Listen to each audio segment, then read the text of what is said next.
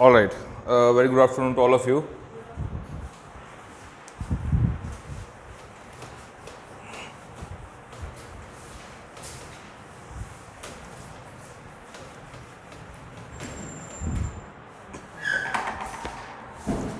Okay. So today we will discuss about internal security. As you all know, we met before. ठीक है, all of us. ठीक है, तो मैंने आपसे पहले भी डिस्कस कर लिया था कंपोनेंट्स के बारे में, structure of the internal security and the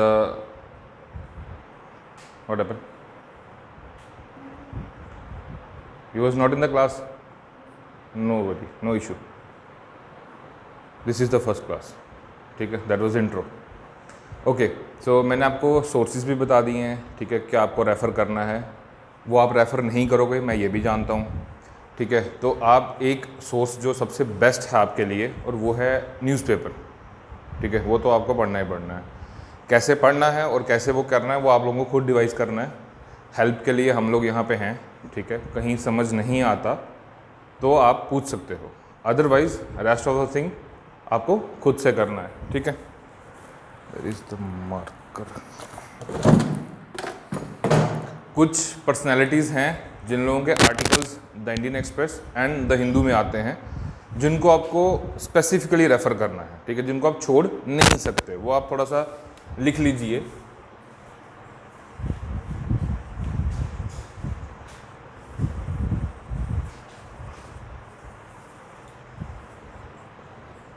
IE का मतलब है इंडियन एक्सप्रेस. सी राजा मोहन, एवरी ट्यूसडे इनका आर्टिकल आता है, राजा मोहन. ठीक है,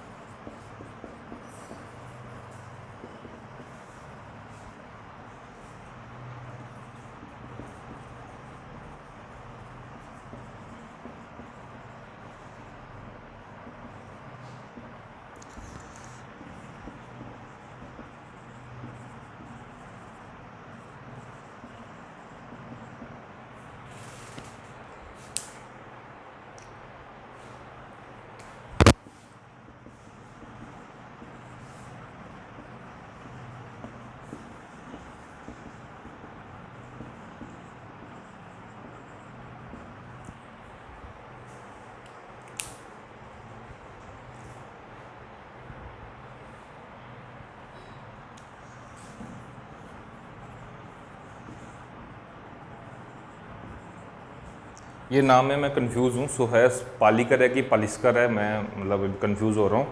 तो ऐसा ही कुछ नाम है. आजकल इनका फ़ोटो भी आता है, तो फ़ोटो आप मेमोराइज़ कर लेना, आराम से हो जाएगा.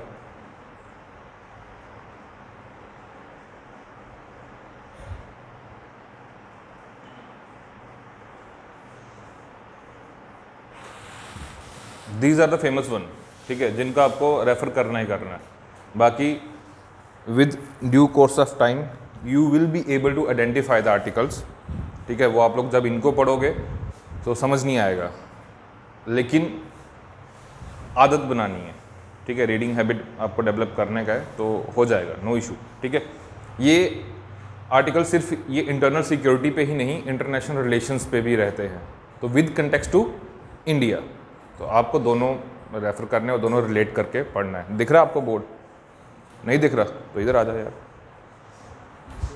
पीछे कॉलेज कहीं भी बैठ जाए, जहाँ से बोर्ड दिखता है वहाँ ठीक है.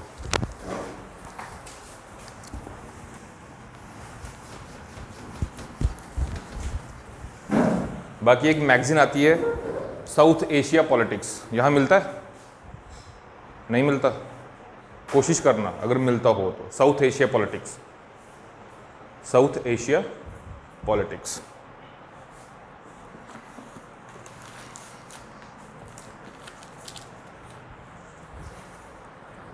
ओके, उसमें बेसिकली जो साउथ एशियन हमारा ये क्या है, साउथ एशिया कंट्रीज़, कौन कौन सी कंट्रीज आती है साउथ एशिया में? थोड़ा लाउडली. इंडिया, पाकिस्तान,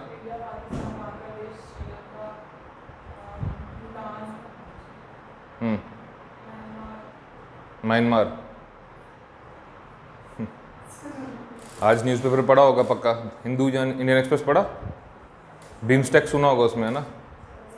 नहीं, वही बोल दो सारा का सारा।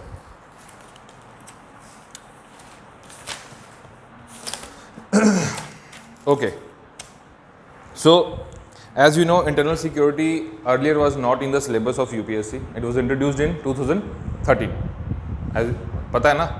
तो 2013 के बाद आज 2022 है, तो हमें तो पढ़ना ही पड़ेगा, ठीक है?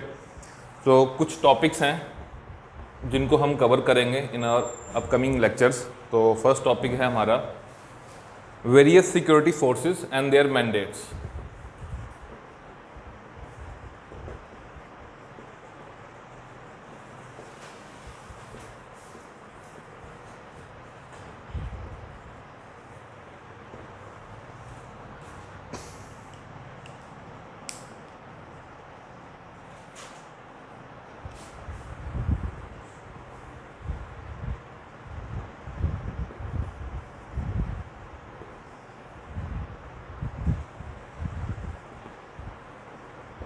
Challenges in border management. This is the most typical situation for India. Surrounded from all the sides, different countries with different interests. ठीक है? सार्क के बारे में सुना है? सार्क आज एक फेलियर है। क्यों है? What is the full form of SAARC?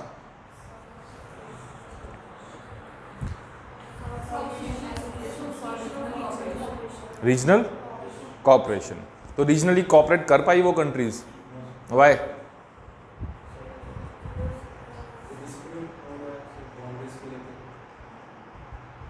Just because of two countries. China, who said China? You? Just because of India and Pakistan, the भाई भाई, ठीक है?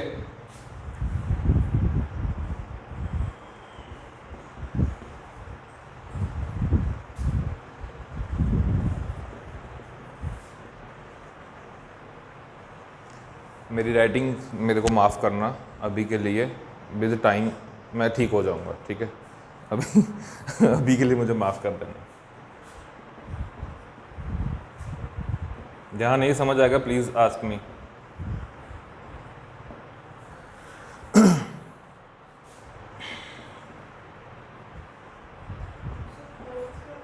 ऑर्गेनाइज्ड क्राइम,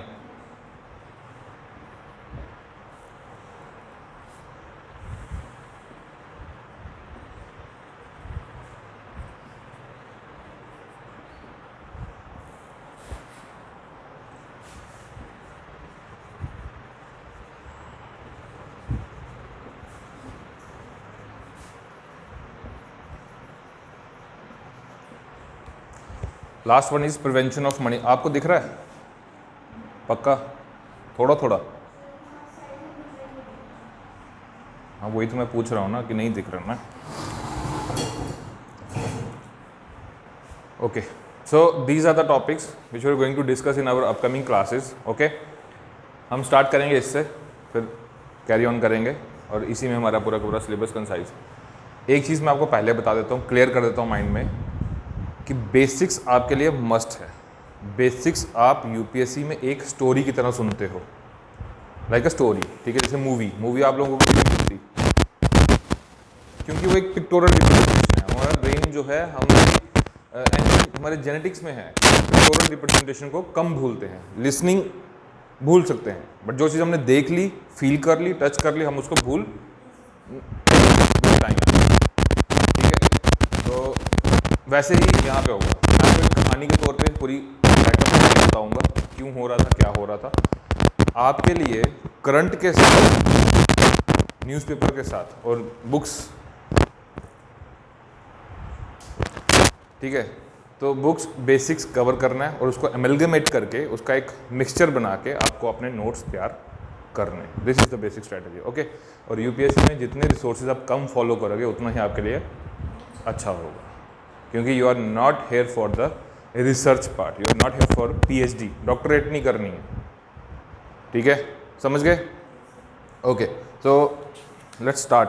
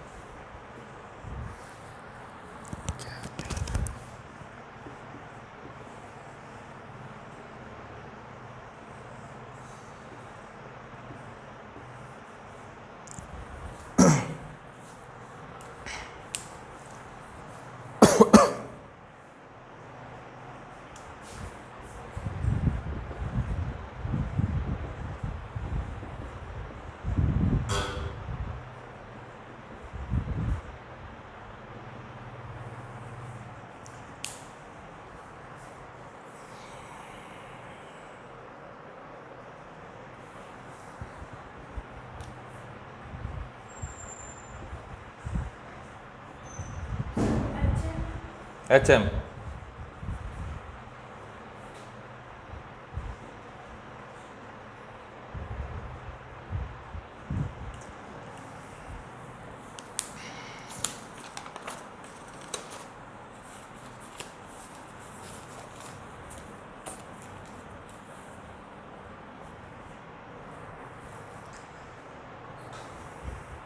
बना लिया।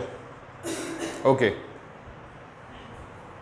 सबसे हाईएस्ट अथॉरिटी हमारी कंट्री में है हमारे चाचा जान, ठीक है, PM। As you know, India is a prime minister form of government structure, parliamentary form of government structure, ठीक है। प्रेसिडेंट साहब जो हैं हमारे, that is just a ceremonial head, just a rubber stamp of the government, ठीक है।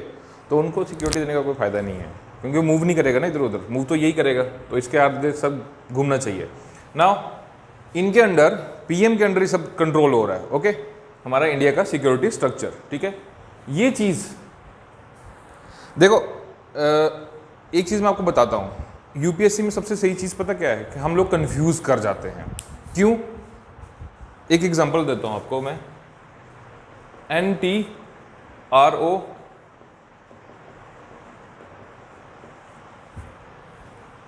ठीक है।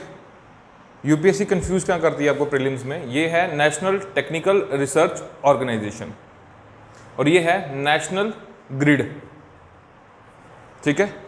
दोनों रिलेटेबल है, नेशनल वर्ड दोनों में है, काम दोनों को क्या है, सिक्योरिटी आर्किटेक्चर को प्रिजर्व करके रखना। इसमें आपको उसकी दोनों की स्टेटमेंट्स को मिक्स कर दिया जाएगा और आपको कंफ्यूज कर दिया जाएगा, ठीक है। लेकिन यहाँ पे जो की वर्ड है दैट इज टेक्निकल, ठीक है। इसी से सारा का सारा स्ट्रक्चर चेंज हो जाता है। ये धीरे धीरे मैं आपको सारी ट्रिक्स बताता जाऊंगा विद टाइम, ठीक है। अभी यहाँ पे क्या है, देखो मैंने आपको ये क्यों बताया, अभी बताता हूं मैं।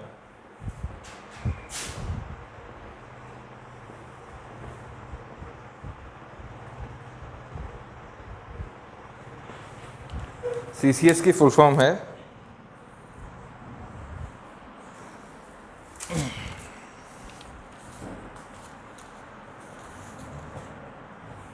Cabinet committee on security, okay.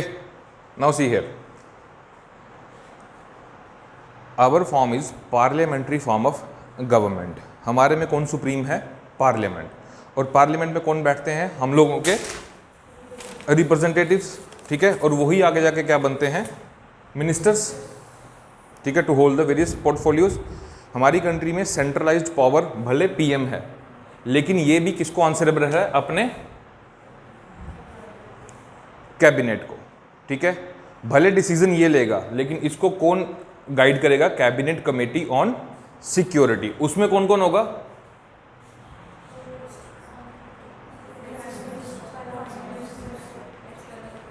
Who is the home minister,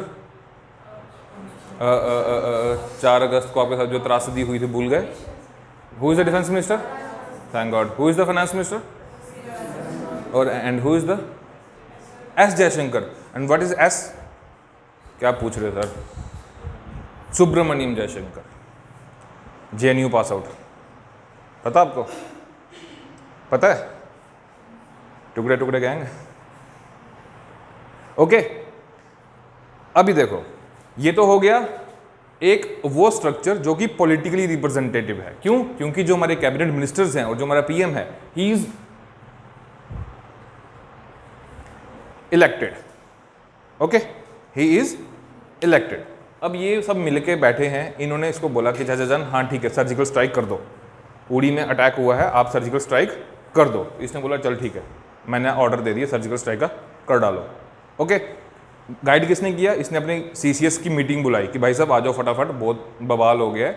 तो ये बोले कि हाँ चाचा जान कर दो, क्योंकि वो सुनता तो है नहीं किसी की, तो नॉमिनल है। अब ये कैसे बंदे हैं, इलेक्टेड एंड पॉलिटिकल, ठीक है। लेकिन इनमें कोई ऐसा बंदा भी होना चाहिए जो कैसा होगा, टेक्निकल बोले तो जो हमारी किससे वाकिफ होगा, सिक्योरिटी स्ट्रक्चर से, कि इंडिया अभी इस सिचुएशन में है तो इंडिया को हमारी फिजिबिलिटी, हमारी कैपेबिलिटी के हिसाब से हम किसी को कैसे जवाब दे सकते हैं, अब उसमें कौन काम करता है? National security council, national security council, ठीक है। इसमें एक एडिशनल मेंबर होता है और वो कौन होता है? NSA, national security adviser. Who is an NSA right now? Mister Ajit Doval. देखा उनको, the so called James Bond 007। Are you getting? ठीक है। नाउ यू विल से कि सर ये बंदे CCS में भी हैं और यही बंदे NSC में भी हैं, वाई सो? यहीं पे फंसाएगा UPSC आपको।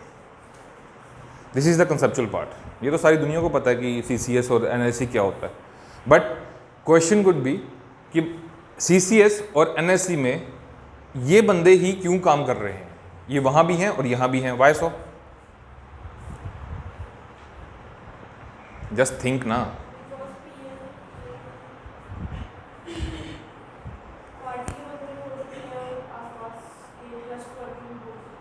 वो ट्रस्टवर्दी ही हैं उसके, देयर आर ओनली 4 मेंबर्स, वो भी cabinet ministers, minister of state and all that party नहीं है, cream of the government. Are you getting? अब एग्रीकल्चर मिनिस्टर को यहाँ लाके क्या करेगा कि वो उड़ी में अटैक हो गया, वहाँ फसल बर्बाद हो गया है, तो चलो वहाँ भी चलते हैं, वहाँ उनका गेहूँ काट के आते हैं, वाई सो?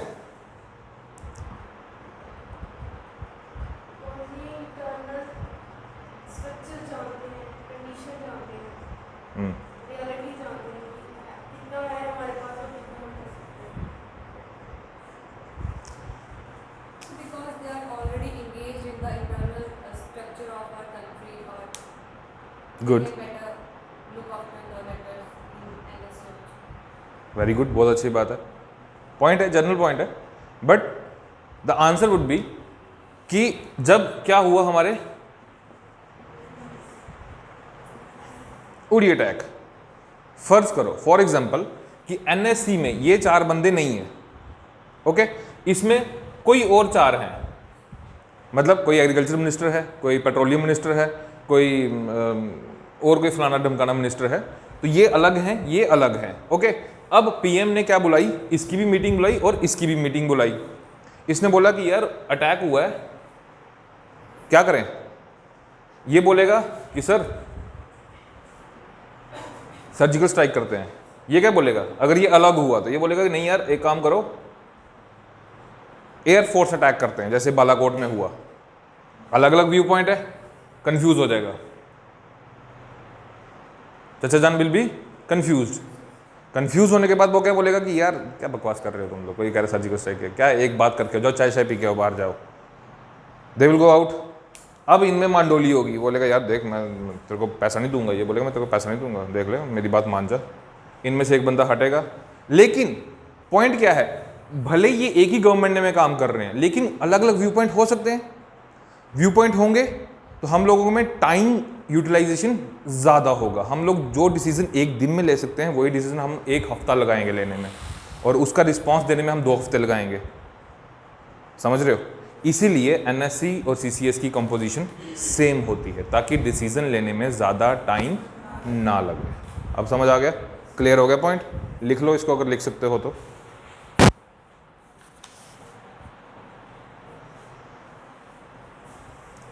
इसको इरेज कर दूं मैं? Thank you.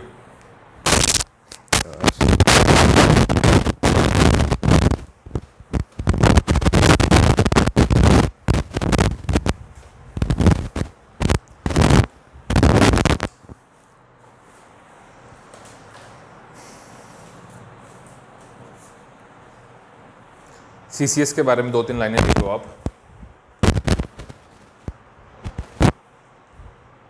लिखोगे? करूं मैं? Okay. First part, it is the apex body for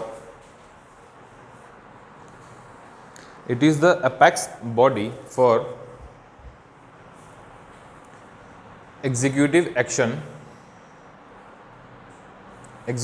action on matters of national security.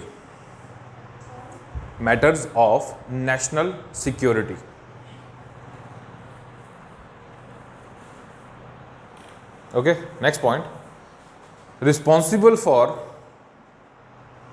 थोड़ा स्पीड बढ़ाओ, मेंस भी लिखना है, responsible for political oversight, responsible for political oversight and decision making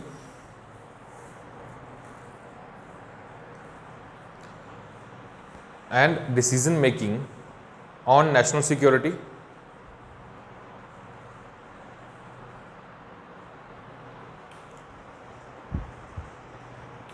ensuring the democratic principle of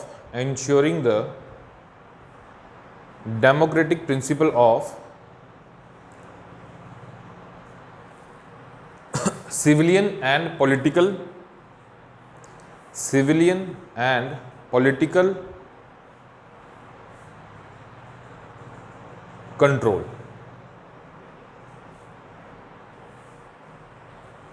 Both NSC and CCS have common membership. Both NSC and CCS have common membership.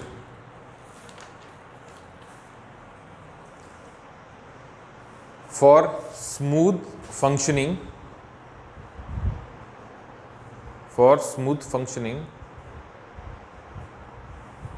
in the matter of grave urgency.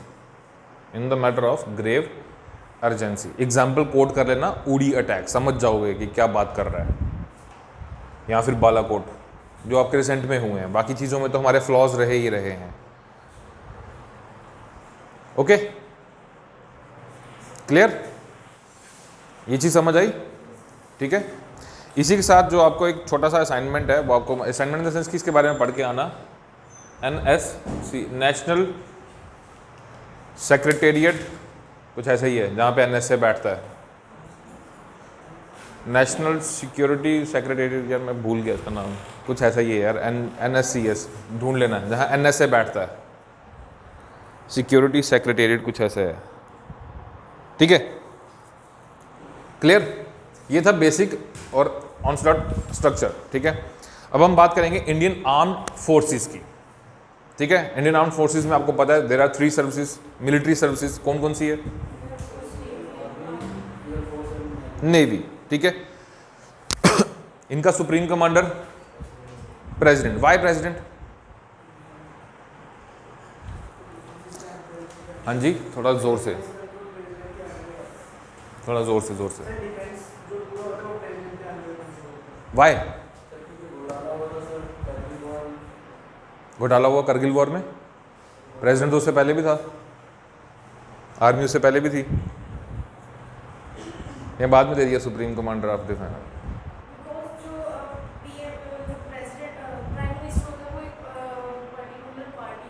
Exactly, हमारा president किसी particular party से नहीं होता, he is a neutral and he is just a head of the state.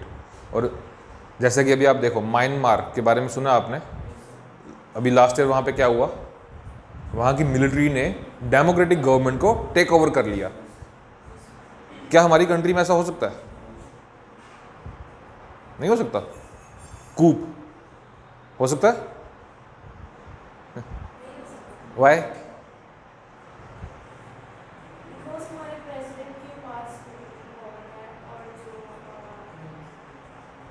Myanmar में क्यों हुआ?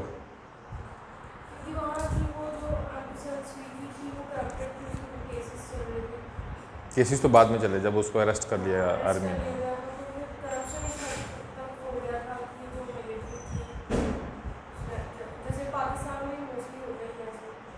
Y? वही तो मैं पूछ रहा हूँ। करप्शन में तो इंडिया, मैं कहता हूँ, सबसे ऊपर चल रहा है।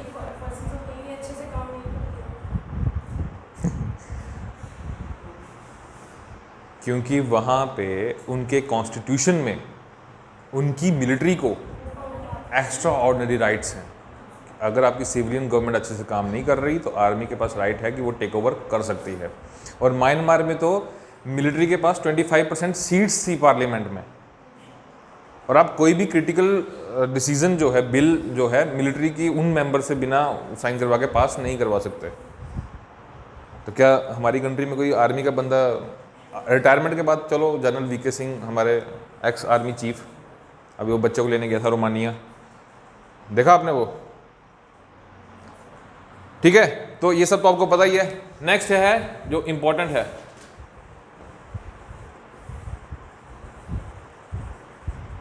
CDS, chief of defence staff. Recently अभी पता ही आपको ऊटी में एक हादसा हुआ, जनरल बिपिन रावत जी स्वर्ग सिधार गए, लॉस था कंट्री को, है ना, बहुत बड़ा, क्या बोलते हो?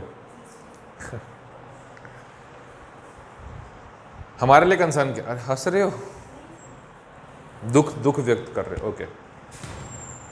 हमारे लिए CDS में क्या पढ़ने वाला है कि ये पोस्ट अभी बनी थी रिसेंटली, ठीक है, क्यों बनाई गई थी? Point number 1, chief of defence staff का मतलब क्या है? एक सेकेंड, फोकस करेंगे इस पे। इसका मतलब क्या होता है? हेड। ऑफ का तो मतलब बताने की जरूरत नहीं है। डिफेंस का तो आपको पता चल गया कि 3 services, army, navy and air force. Staff कौन होता है? जो उसमें काम करता है। ये उन सब का पापा था। क्लियर? ऐसा क्यों किया हमने? CDS की पोस्ट क्यों बनाई? फॉर एग्जाम्पल, एक घर है, उस घर में दादा भी है, पापा भी है, चाचा भी है, ताया भी है, सब वही हैं। लेकिन कोई कहता है कि मैं अपने बच्चों को इधर डालूंगा, कोई कहता खाने में आज ये बनेगा, कोई कहता है जैसा होगा, कोई कहता वैसा होगा, सब अलग अलग चल रहे हैं। अब कोई पड़ोसी आ गया बीच में, पड़ोसी आके बोल रहा है अच्छा वो तो ऐसे बोल रहा था तेरे को, अच्छा उसको अपने बंदे पे भरोसा नहीं होगा लेकिन वो उस बात पे भरोसा कर लेगा। जनरल परसेप्शन है माइंड का। यही हाल यहाँ पे होता था। और सबसे बड़ा स्किर्मिश हमने जो फेस किया, वो कहाँ फेस किया पता आपको? कारगिल के टाइम पे। आर्मी बोलती थी कि एयरफोर्स भेजो, एयरफोर्स बोलता है पागल हो गया क्या, कौन जाएगा वहाँ पहाड़ों में मरने, हम नहीं जा रहे। अब अगर वहाँ पे एक होता, सरपंच होता, ये होता, अब ये उसको बोलता कि चल बेटा निकल जहाज लेके, तो क्या ये मना करते एयरफोर्स वाले? पॉसिबल ही नहीं था। सो आफ्टर कारगिल जब हमने एक बहुत बड़ा झटका, बहुत बड़ा धमाका होते होते बच गया, ठीक है, बहुत नुकसान भी हुआ, उधर भी हुआ इधर भी हुआ। उसके बाद एक कारगिल रिव्यू कमेटी बिठाई गई 1999 के बाद। उसने बोला कि यार क्या किया जाए, हमने एक कोहेरेंसी डेवलप करनी है, हमने एकजुट होकर काम करना है, उसके लिए क्या किया जाए? तो दे सेड कि भाई साहब हमें किस चीज़ की ज़रूरत है? चीफ ऑफ डिफेंस स्टाफ की, ताकि तीनों की तीनों services in the urgency of war, ऐसी सिचुएशन में एक बंदे की बात सुने और वो बंदा आके किसको बताए? गवर्नमेंट को बताए कि क्या सिचुएशन चल रही है। पहले क्या होता था? इसका चीफ अलग आता था, इसका चीफ अलग आता था, इसका चीफ अलग आता था। ऑल दो ये आज भी हैं, इनसे पूछा जाएगा, लेकिन पीस टाइम में जैसे अभी सिचुएशन चल रही है तो इसमें CDS नहीं आएगा बात करने के लिए, वो यही आएंगे कि हाँ ऐसा हो रहा है, इतना पैसा चाहिए, इतना हो। लेकिन in the time of war या फिर नेशनल सिक्योरिटी का मैटर है, कोई भी प्रॉब्लम चल रहा है तो फिर कौन आएगा सामने? ये बंदा आएगा कि हाँ भाई उनकी नहीं सुननी, मेरी सुन, मैं जो कह रहा हूँ वो कर। तो इससे क्या होगा? वही सेम लॉजिक, हम डिसीजन को जल्दी इंप्लीमेंट कर सकते हैं। Are you getting? तो right down. First proposal for a CDS, first proposal for CDS came from the Kargil Review Committee, came from the Kargil Review Committee set up in 2000, set up in 2000.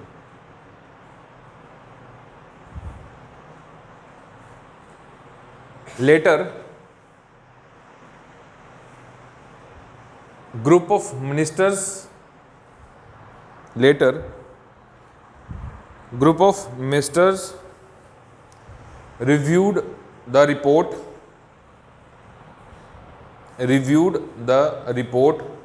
KRC की report, okay, Kargil review committee की report उन्होंने पढ़ी, group of ministers ने, and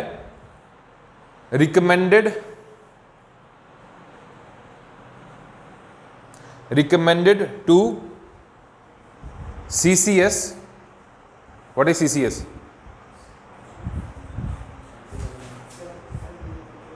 exact, थोड़ा जोर से बोल यार। Cabinet committee on security. Clear? अब समझ आ रहा है कि कैसे मैंने आपको बताया, जो वही स्ट्रक्चर है। अब यहाँ पे ग्रुप ऑफ मिनिस्टर्स की बात हो रही है।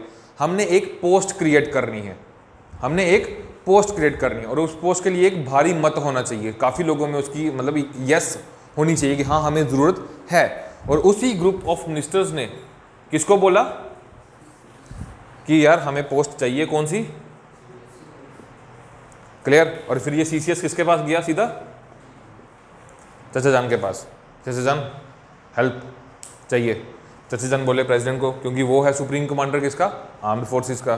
तो उसने बोला कि यार करवा दे यार, कुछ करवा दे प्लीज़, चाय पानी का जुगाड़ हो जाएगा, just let us have the CDS post first. तो वो बोला ठीक है, कोई चक्कर नहीं, हो जाएगा सब। Then in 2011, next point, 2011 Naresh Chandra committee was set up.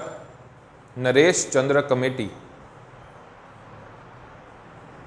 was set up for the same task. ठीक है? Next point, Shekatkar committee, Shekatkar committee submitted its report in 2016.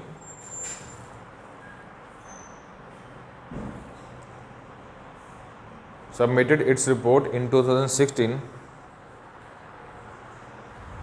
and proposed a post of CDS.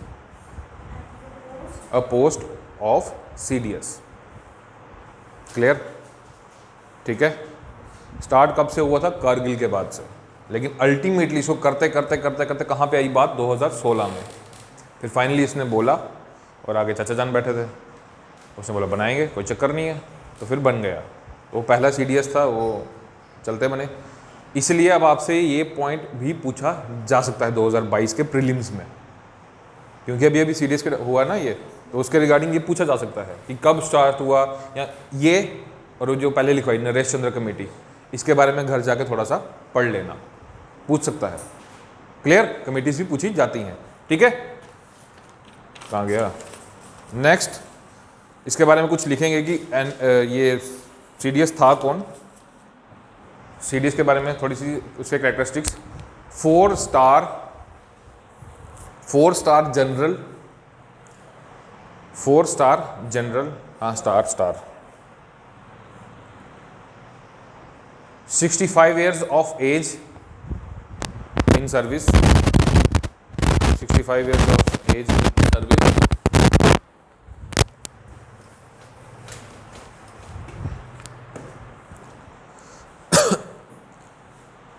principal military advisor to the defense minister, principal military advisor to the defense minister, military advisor to the defense minister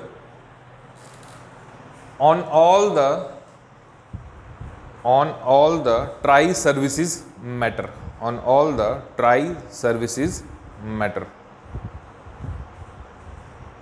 clear? ठीक है?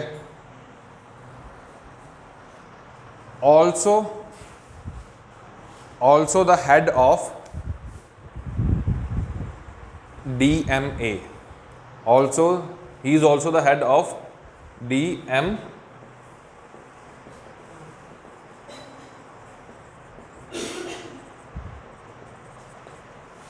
Department of Military Affairs,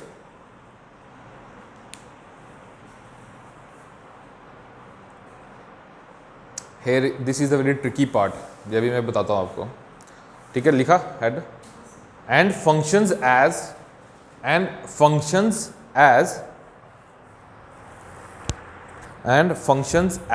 its secretary, and function as its secretary under Ministry of Defense.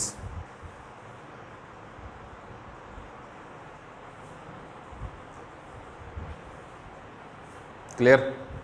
Now see here, यहाँ पे 2 चीज़ें हैं। एक तो वो बंदा CDS है, चीफ ऑफ डिफेंस स्टाफ, वो क्या करता है वो मैंने आपको बता दिया। ठीक है? कितनी एज होनी चाहिए, उसका 4 स्टार जनरल, ये नहीं पूछेगा कोई। पूछेगा क्या, ये चीज़ पूछ सकता है। क्यों पूछ सकता है मैं बताता हूँ। वो क्या है, इस डिपार्टमेंट का हेड, ठीक है। लेकिन ये डिपार्टमेंट किसके अंडर है, मिनिस्ट्री के अंडर। और मिनिस्ट्री के डिपार्टमेंट का हेड कौन होना चाहिए, कोई ब्यूरोक्रेट, कोई ब्यूरोक्रेट ही होता है, कोई मिलिट्री का बंदा नहीं बैठ सकता वहां पे, क्लियर। वो एक ब्यूरोक्रेट ही होता है, ठीक है। और वही साइन करता है किसी भी प्रपोजल पे, तो आगे बात चलती है। जैसे आपका कोई भी अभी आता है ना JKPSC का, तो उसमें आता है अशोक कुमार JKAS, नीचे लिखा होता है, ठीक है। तो वही बंदा उसको इंप्लीमेंट करेगा। नाउ सी, अब अगर वो CDS है, क्लियर, एज CDS उसने बोला कि भाई हमें क्या चाहिए, S-400 मिसाइल सिस्टम चाहिए इंडिया के लिए। चल रहा है ना इसका ड्रामा रशिया के साथ, हमने जो लिया, इसने बोला कि हमें ये चाहिए। इसने किसको बोला, PM को, ठीक है। अब PM डायरेक्ट तो नहीं ले सकता, उसने किसको रेफर कर दिया ये काम, मिनिस्ट्री ऑफ डिफेंस को। मिनिस्ट्री ऑफ डिफेंस में हर एक चीज़ के लिए एक अलग अलग डिपार्टमेंट होता है, क्लियर।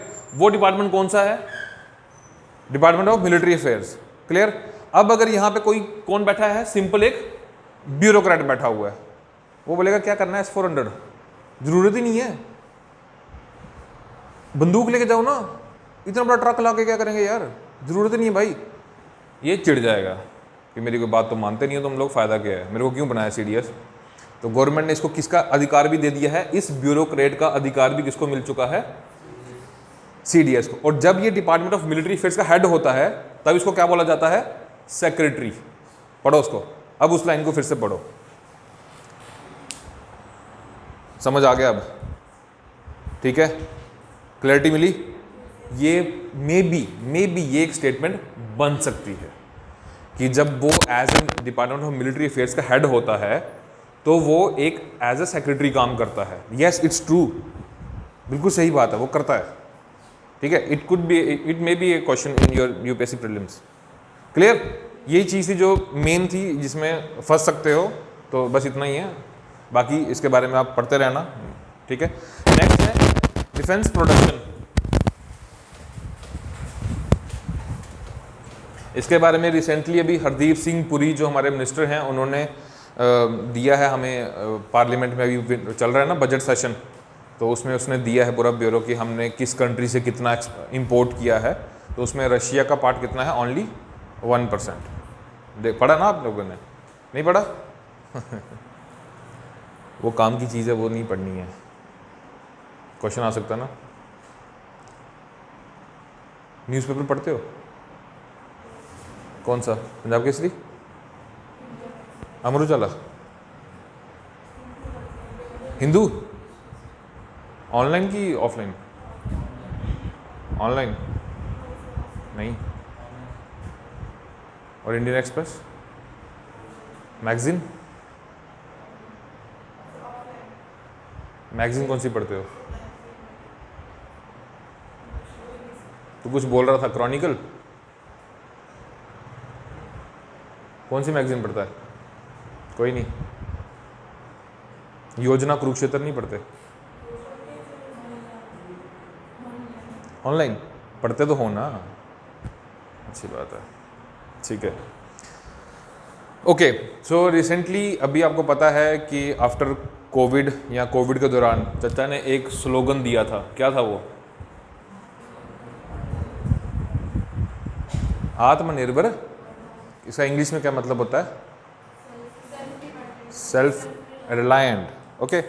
ऐसी ही एक कैंपेन हमारे बंगाल पार्टीशन के बाद स्टार्ट की गई थी, स्वदेशी मूवमेंट जिसको हम बोलते हैं। सेम वही कि अपना घर का खाएंगे, ये वो करेंगे, ऐसा करेंगे, वैसा करेंगे, सेम वही चीज़ अब यहाँ पे आई।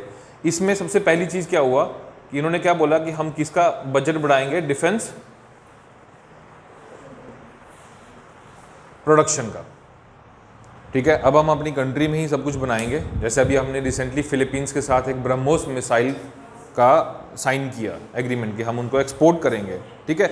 इससे पहले हम तेजस हेलीकॉप्टर ये सब वो सब देते थे, ठीक है। तो अभी हम और एडवांस हो रहे हैं और अपनी एक्सपोर्ट ओरिएंटेड पॉलिसी को इंक्रीज कर रहे हैं, ठीक है। इसी के साथ साथ पहले हमें क्या होना पड़ेगा, तभी हम एक्सपोर्ट कर सकते हैं, इसका ऐसा मतलब ये थोड़ी ना कि ट्रक लाया रशिया से और यहाँ पे अपना टाटा का लेबल लगा के बेच दिया, वो बनाना पड़ेगा यहीं पे, ठीक है। तो उसके लिए हमें क्या करना पड़ेगा, पहले अपने इंपोर्ट्स को डिक्रीज करना पड़ेगा, अपनी कंट्री में क्या बढ़ानी पड़ेगी, मैन्युफैक्चरिंग विद द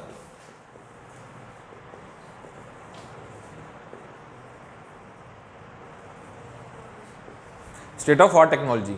इस टेक्नोलॉजी का क्या मतलब होता है स्टेट ऑफ आर्ट? अक्सर आप पढ़ते हो ना, थोड़ा जोर से यार प्लीज। हाँ वो तो मैन्युफैक्चरिंग हो गया ना, producing of something. What is this state of art technology? अक्सर न्यूज़पेपर में भी आता है, अक्सर हम लोग कहीं भी पढ़ते हैं तो ये स्टेट ऑफ आर्ट टेक्नोलॉजी का नाम जिक्र आता है सामने। इसका मतलब होता है कि currently this technology is the best, currently this technology is the best.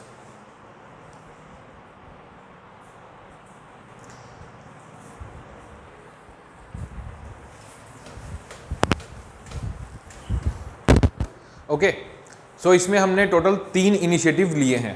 पहला है national innovation and indigenisation organisation, national innovation and indigenisation organisation NIIO, national innovation and indigenisation,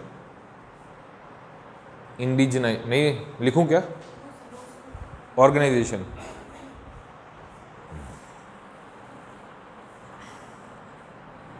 same वही लॉजिक, देखो इसको ध्यान से पढ़ो।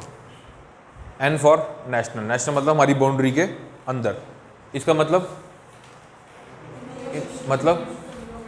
कुछ नया इजाद करना। आगे मतलब नेशनल है तो इंडिया, ठीक है, ऑर्गेनाइजेशन, बस खत्म बात, यही इसमें होगा। क्या जरूरत है लिख के कि ये करेगा वो करेगा। नेक्स्ट लिखो सृजन, SRIJAN, सृजन।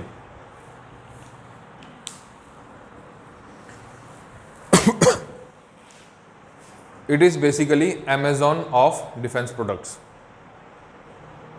फ्लिपकार्ट और अमेजॉन ऑफ डिफेंस प्रोडक्ट्स, ठीक है। हमने जो भी बनाया तो वेंडर क्या करेगा, उसके रिगार्डिंग ऑनलाइन जाएगा, सृजन पोर्टल पे जाएगा और वहाँ पे देख लेगा कि हम कौन सी टेक्नोलॉजी से कौन सी चीज़ बना रहे हैं और इसको कितना चाहिए अमाउंट। क्लियर? क्या हुआ, कंफ्यूज क्यों हो रहे हो? इट इज़ पोर्टल, सृजन इज अ पोर्टल, ठीक है। जैसे अमेजॉन होता है ना शॉपिंग के लिए, वैसे ही ये है। हाँ बिल्कुल बिल्कुल, आप नहीं ले सकते, मतलब यस वेंडर्स जो होते हैं वो they can order. Okay, next है draft defence production, draft defence production and export promotion policy, draft defence production and export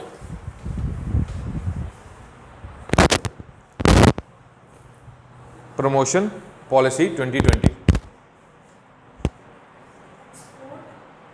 promotion policy. वही मैंने आपको बताया ना अभी कि अपना एक्सपोर्ट बढ़ाना है, इंपोर्ट घटाना है, मैन्युफैक्चरिंग बढ़ानी है, वही है। बस ये है कि ये थोड़ी सी लीगल टर्म्स हैं जो हमारी गवर्नमेंट यूज़ करती है, तो आपको वैसा ही काम करना है। यू कैन से कि हाँ जी वो हम बढ़ा रहे हैं, कैसे बढ़ा रहे हैं सर? वो ड्राफ्ट एक आया था डिफेंस प्रोडक्शन का और एक्सपोर्ट प्रमोशन पॉलिसी का 2020 में आत्मनिर्भर भारत के तहत, उसी के रिगार्डिंग हम बढ़ा रहे हैं। क्या करना है सर? आने वाले 5 साल में एक चीज़ का ध्यान रखना सर, आने वाले 5 साल में हम अपनी कंट्री का एक्सपोर्ट, डिफेंस एक्सपोर्ट बढ़ाने वाले हैं और इंपोर्ट को कम करने वाले हैं विद इन 5 ईयर्स। क्यों सर? क्योंकि सर 2000 क्या आने वाला है 24, 75वां हमारा स्वतंत्रता दिवस, आज़ादी का अमृत महोत्सव चल रहा है, तो उसमें सर हम हल्ला गुल्ला करेंगे। समझ गए? इस तरह से आपको इम्प्लीमेंट करना है। समझ आ रहा है आप लोगों को? पक्का? देख लो यार, बाद में बेइज्जती मत करवाना मेरी, सर को आता कुछ नहीं है, वो बात सच है।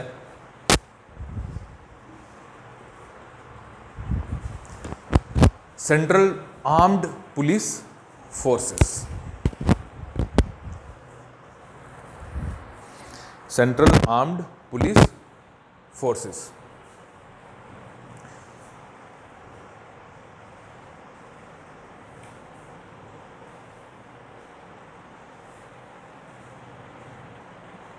कौन कौन सी है सेंट्रल आर्म्ड?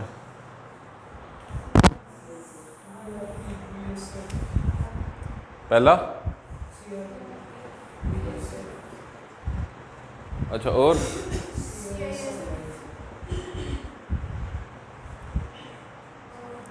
और भी होती हैं? नहीं होती है ना, कहाँ होती हैं? कौन सी है ये? स्टाफ सिलेक्शन बोर्ड, अच्छा। और पांचवी IRP, वो कौन सी होती है? डंडे वाली, वो स्टेट की है, ये सेंटर की बात हो रही है। मरवाओगे मेरे को? होती है ये भी, ITBP भी होती है, हाँ होती है यार। अब इसी पे आ जाओ, BSF, ये पलोड़ा में है ना, नदी के उस पार, बॉर्डर सिक्योरिटी फोर्स। इसमें एक चीज इंपॉर्टेंट है, what is this? Border. Border से बॉर्डर मूवी तो सबने देखी है, देखिए बॉर्डर मूवी देखिए। Are you Indian? कौन सी बैटल दिखाई गई है उसमें? बॉर्डर मूवी, मां शक्ति दे शक्ति, वो माइन उठा के जा रहा है। बैटल ऑफ लोंजेवाला, बैटल ऑफ लोंजेवाला, ठीक है। उसमें क्या था, वो पोस्ट कौन गार्ड कर रहा था? BSF, Sunil Shetty and party. लेकिन जब वॉर डिक्लेयर हो जाती है, इनका काम क्या है? सिर्फ उस चीज को गार्ड करना, मेंटेन करके रखना कि कोई क्रॉस ना कर जाए, ये ना कर जाए, वो ना कर, और कोई आ भी गया है तो उसको पकड़ के पुलिस को दे दो और वो पुलिस कार्रवाई करेगी कि कैसे उसको वापस भेजना है। क्लियर? इनका बस इतना काम होता है, ठीक है। अब जब लड़ाई लग गई, गार्ड का तो पर्पस रहा नहीं अब, तो BSF की पोस्ट को उस मूवी में वापस भेज दिया जाता है। उसको टेक ओवर कौन करता है? याद आया कुछ? नाम सुना? हाँ, मूवी देखिए, वो सरदार होता है उसमें, वो क्या बोलता है उसको कि आपका एक बंदा हमारे साथ रहेगा, जो कि सुनील शेट्टी होता है, जो रहता है उनके साथ, BSF का एक बंदा, बाकी सब चले जाते हैं वापस। क्यों? क्योंकि अब गार्ड का रह गया, अब वहाँ लड़ाई लगने वाली है। लड़ाई में कौन कवर करके गया उसको? आर्मी टेक ओवर करेगी, क्योंकि लड़ाई लड़ने का काम आर्मी का है। एक बंदा उन्होंने बोला कि सुनील शेट्टी भाई तू हमारे साथ रह, क्योंकि तू हीरो है, तेरी ज़रूरत है, तूने शक्ति शक्ति करना, लास्ट में टैंक भी फोड़ेगा तू रह यहीं पे। और उसकी कितनी हेल्प होती है। वो बोलता है कि सर यहाँ पे ये वाला घास तो मिलता ही नहीं है, ये पक्का वहाँ से लाए हैं, तो फिर उनको भून देते हैं। और अगर वो नहीं होता वहाँ तो ये तो गया था। मेरी बात समझ आई? पॉइंट समझ आया? इनका काम क्या है सिर्फ, और अगर लड़ाई लग जाती है तो कौन टेक ओवर करता है? मूवी से सीखो यार। संदेशे आते हैं ए जाते हुए लम्हों, ज़रा ठहरो ठहरो, वो उल्टी कर देता है वो, क्योंकि उसको पता है इसके बाद तो आना नहीं है, ए जाते हुए शक्ति शक्ति करनी है। तो अरे यार, नाउ सी नेक्स्ट पॉइंट क्या है? पहला पॉइंट आपको समझ आ गया, ठीक है। BSF बनाई कब गई? देखो, हमने 1962 में लड़ाई लड़ी किसके साथ? बहुत बुरी तरह से पिटे, ठीक है। उसके बाद एक और लड़ाई लड़ी हमने पाकिस्तान के साथ। Who was the prime minister at that time? हमारे देश का प्रधानमंत्री कौन था उस समय? Atal Bihari Vajpayee, exactly. 1965 Indira Gandhi, Indira Gandhi, very good. उसके स्पेलिंग कुछ ऐसे हैं,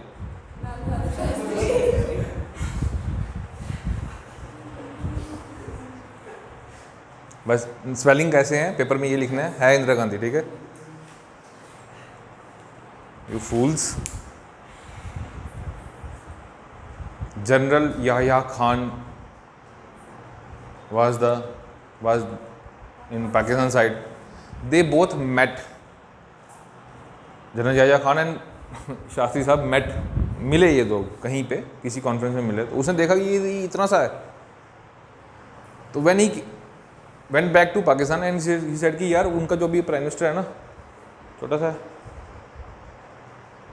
निपटा दो। बट भले छोटा दिमाग तो बड़ा है, बड़ी सोच होती है, वेरी गुड। तो इनकी भी बड़ी सोच थी, कॉमन मैन अपनी वाइफ की बहुत सुनते थे, और जो इंसान वाइफ की बहुत सुनता है वो सुखी है, समृद्ध परिवार वाला इंसान है। सेम लॉजिक यहाँ पे, इन्होंने वो लड़ाई लड़ी। उसके बाद इनको लगा कि नहीं, हमारे बॉर्डर्स इनसिक्योर हैं, उसको सिक्योर करने के लिए क्या करना पड़ेगा।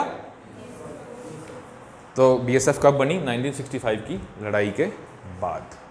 पॉइंट समझ आ गया सर आपको? ओ भाई साहब क्लियर है? ठीक है ना यार, गुस्सा क्यों है तू मुझसे? मैं यार छोटा आदमी हूँ। ओके, पहला पॉइंट एक ही काम है। दूसरा पॉइंट कब बनी? तीसरा पॉइंट यहां पे टर्म कौन सी यूज की जा रही है? बॉर्डर। बॉर्डर मतलब वो होता है जो बॉर्डर कैसा हो, इंटरनेशनली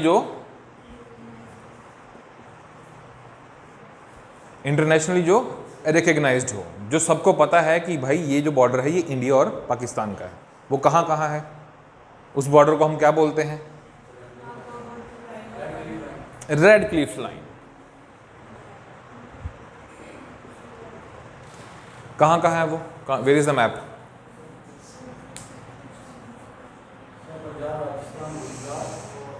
रेड क्लिफ लाइन कहाँ कहाँ है? Gujarat, Rajasthan, Punjab, Jammu Kashmir. Are you sure? Then where is the LOC? LOC is the international border. What is the full form of LOC? Line of? Exactly. Line of control. It is a border between only two countries, not internationally recognized. But BSF तो यहाँ भी है, ये पलोड़ा में बैठी है।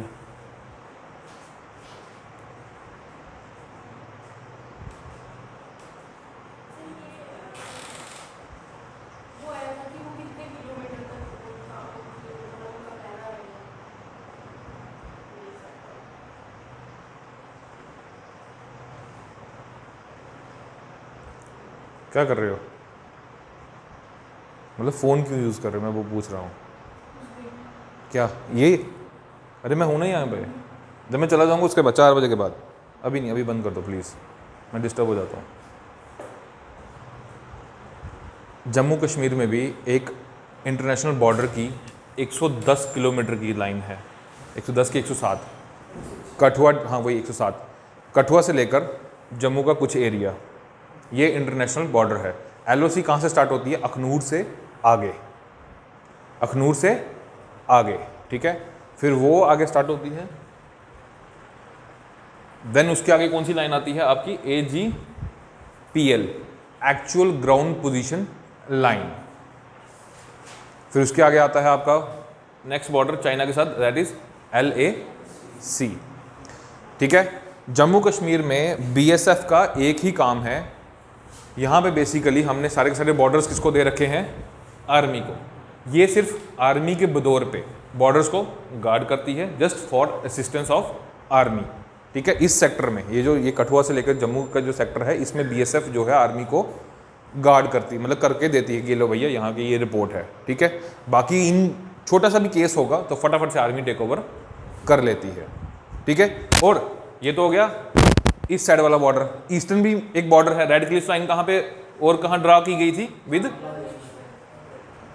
Eight that time there was no Bangladesh, East Pakistan, ठीक है। सबसे बड़ा बॉर्डर हमारा बांग्लादेश के साथ ही है, इट्स अ फैक्चुअल थिंग, ठीक है। और उस पूरे के पूरे बॉर्डर को कौन गार्ड करता है? क्यों? क्योंकि वो इंटरनेशनली रिकॉग्नाइज्ड बॉर्डर है। पॉइंट समझ आ गए गुरु? आप लोग मेरी भाषा समझ रहे हो? ठीक है, कोई कंफ्यूजन तो नहीं है इसमें? ये मैं करूंगा बाद में, डोंट वरी। ये जब बॉर्डर मैनेजमेंट आएगा ना, आपका सेकंड टॉपिक मैंने लिखा हुआ है ना बॉर्डर मैनेजमेंट, उसमें सारी चीज़ें मैं विद मैप ड्रॉ करके बता दूंगा आपको, ठीक है। अभी के लिए फिलहाल के लिए आप ऊपर ऊपर की कहानी समझो। जी जी जी, of course. J and K आपको पता ही है, the crown of India, very prosperous state, happy people.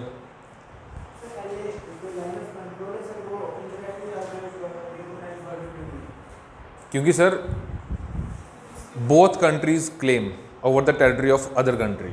Pakistan is saying कि Kashmir is our part, India saying कि भाई जो तूने लेके गया है वो भी हमारा है, ठीक है। तो यूएन ने बोला कि एक काम करो, अभी के लिए रुक जाओ, सीज फायर अनाउंस करो, लड़ाई बंद करो। उसने लड़ाई बंद क्यों करे भाई, हमें पता ही नहीं कहाँ, उसने जहाँ जहाँ हो वहीं रुक जाओ, अपने आप को कंट्रोल करो। तो that is known as LOC, line of control. जब ये डिस्प्यूट सेटल डाउन हो जाएगा उसके बाद जो बॉर्डर क्रिएट होगा that will be our international recognised border. Clear? Okay, so next is CRPF। क्या मतलब है CRPF का?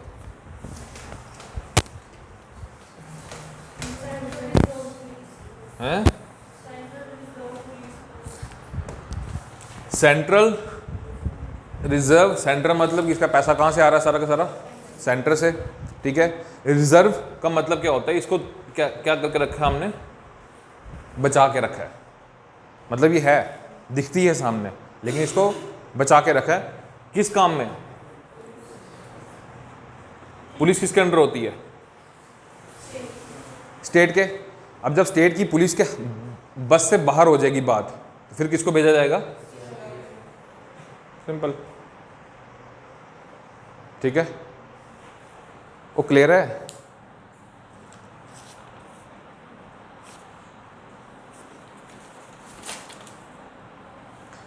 ठीक है। बेसिकली CRPF जो थी, ये जब ब्रिटिश का रूल था 1939 में, इसको क्राउन रिप्रेजेंटेटिव पुलिस के नाम से इसको डिनोट किया गया था। 1939 में क्राउन रिप्रेजेंटेटिव पुलिस के नाम से इसको डिनोट किया गया था, क्राउन रिप्रेजेंटेटिव पुलिस, ठीक है। इसकी वर्दी भी पहले वैसे ही थी, गार्ड्स वाली थी, वो रेड कलर का वो सब पहनते थे ये लोग, और जहाँ जहाँ क्राउन का ऑफिस होगा वहीं पे ये लोग गार्ड करते हुए आपको दिख जाएंगे। But after independence it will be renamed as CRPF, ठीक है। इनका मेन काम होता है स्टेट पुलिस को असिस्ट करना, रॉयट्स में, दंगों फसाद में घुस जाना, ठीक है। और सबसे बड़ा काम, हमारी कंट्री का सबसे बड़ा स्पोर्ट, हमारी गवर्नमेंट का सबसे बड़ा जो हम लोग खेल खेलते हैं,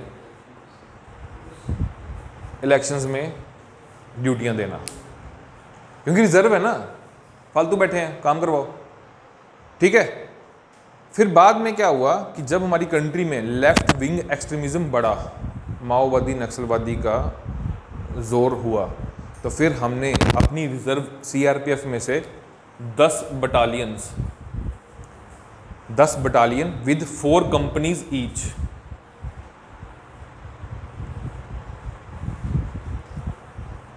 कंपनी समझते हो? बटालियन समझते हो? नहीं समझते? बटालियन समझते हो? बटालियन इज टुकड़ी is company, Charlie company, alpha company, tango company, alpha two Charlie, that is company two company communication, ठीक है। और उन सबका पापा कौन? एक बटालियन। ऐसी टोटल 10 बटालियन थी, और उन एक बटालियन में टोटल कितनी कंपनी थी? चार्ली, अल्फा, टेंगो कितनी थी? 4 थी। क्लियर? ऐसी टोटल 10 बटालियंस बनाई गई, और इन बटालियंस को बना के इन्होंने एक अलग तरह की एक फोर्स तैयार की, ठीक है, जिसको हम क्या बोलते हैं? Rapid action force. वो नीली वर्दी वाले जो बिल्कुल एंड में आते हैं और फिर किसी को नहीं बख्शते। क्या ये कब हुआ? मैं अभी बताता हूँ, एक सेकंड रुको। 1991 10 बटालियंस वर रीऑर्गेनाइज 1991, 1991। आप कंटिन्यू लिखो ना, मतलब लाइक नीचे, rapid action force. 10 battalions were reorganized with 4 companies each। Clear? और इनको नाम दिया गया, क्या नाम दिया गया? Rapid action force. और इनको 10, एक बटालियन को एक जगह पे रखा गया। 10 मोस्ट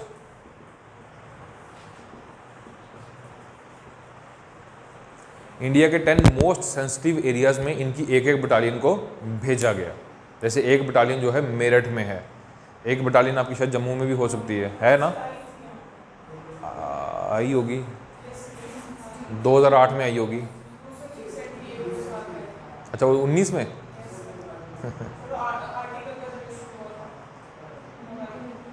कोई बात नहीं, अब चली गई है ठीक है, क्लियर है।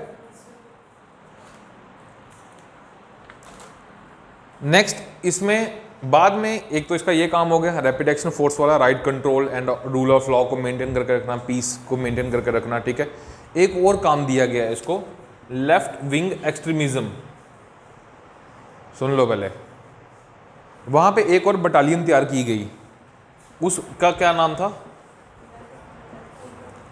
कोबरा, ठीक है। उसका क्या काम था? उसमें यंगस्टर्स, अभी आपने शायद सुना होगा रिसेंटली, जो जम्मू का एक लड़का था वो माओवादियों के अटैक से बच के वापस आया, बाकी सबके सब मारे गए, याद है? उसका बड़ा ढोल शोल बजाया उन्होंने, नहीं देखा आपने? उस सलाथी का क्या नाम था उसका? रविंदर सलाथी का नाम था, कुछ ऐसा नाम था ना उसका, मनहास, एग्जैक्टली, बिल्कुल सही बोला ये, ठीक है। वो इन्हीं का कमांडो था, ठीक है। और ये लोग क्या करते हैं, ये गुरिल्ला वारफेयर खेलते हैं। जैसे माओवादी क्या करता है, अपने पे पत्ते बांध लेता है और जंगल में छुप जाएगा, फिर वहीं से गोली मारेगा। ये लोग भी सेम वैसा ही काम करते हैं। इसमें सीआरपीएफ के वो बंदे होते हैं जिनकी हाइट, बिल्ड क्वालिटी और एज एकदम सही फिट ब्रैकेट में होती है, लाइक 25 to 35 के बीच में, वही लोग कोबरा में सर्व करते हैं। क्लियर, ठीक है। और ये लोग गुरिल्ला वारफेयर खेलते हैं वहाँ जाके माओवादियों के साथ, और इन्होंने काफ़ी सक्सेस भी हासिल की है, उनके हथियार भी लिए हैं, उनको सरेंडर भी इन्होंने करवाया है। Clear. Cobra commando battalion for resolute action, commando battalion for resolute action.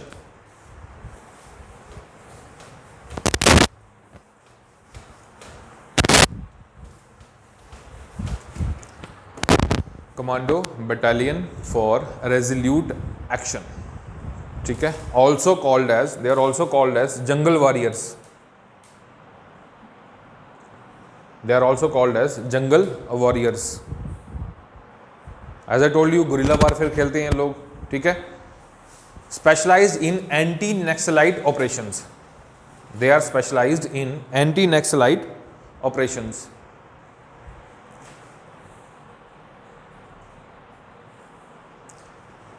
ठीक है। There are 10 cobra battalions, there are 10 cobra battalions raised between 2008 to 11।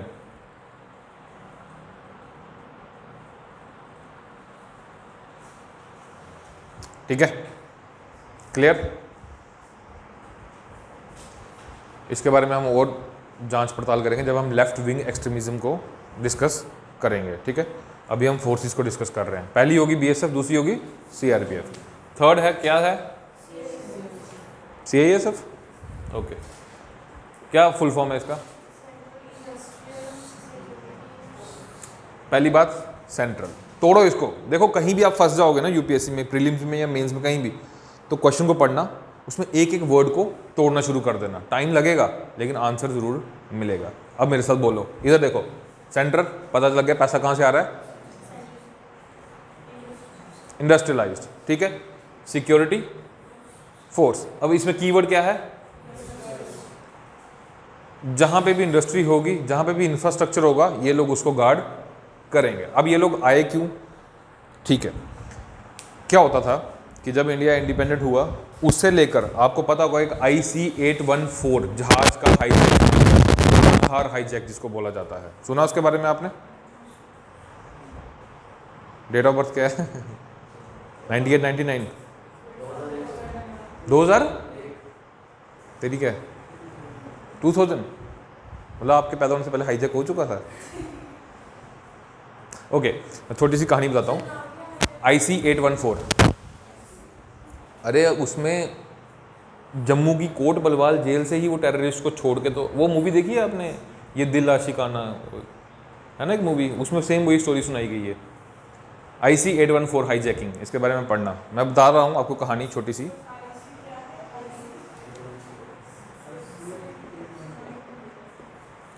Simple लिखना कांधार हाईजैकिंग, यार तुम लोग भी ना।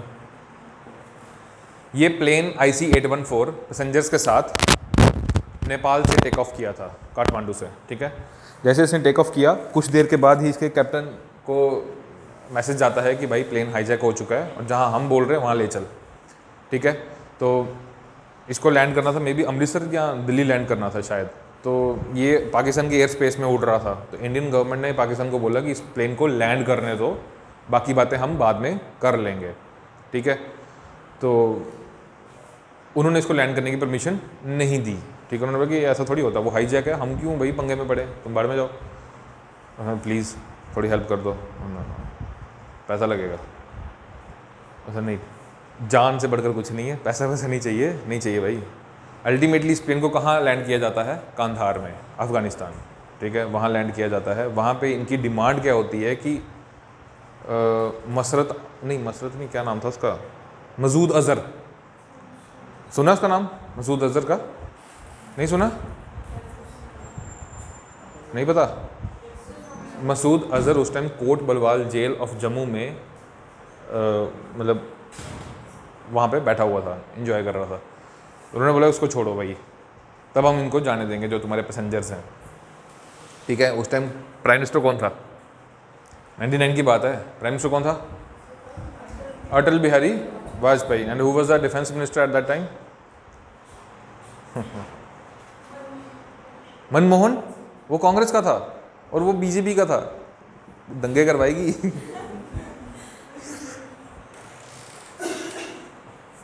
Yashwant Sinha, and who was the home minister and deputy prime minister LK Advani, ठीक है। और उस टाइम पे ये अजीत डोभाल साहब हमारे, ये भी कुछ थे। तो विचार विमर्श हुआ, उनकी डिमांड थी कि उसको छोड़ा जाए, इन्होंने बोला नहीं छोड़ेंगे, उन्हें छोड़ना पड़ेगा, नहीं छोड़ेंगे, चलता रहा।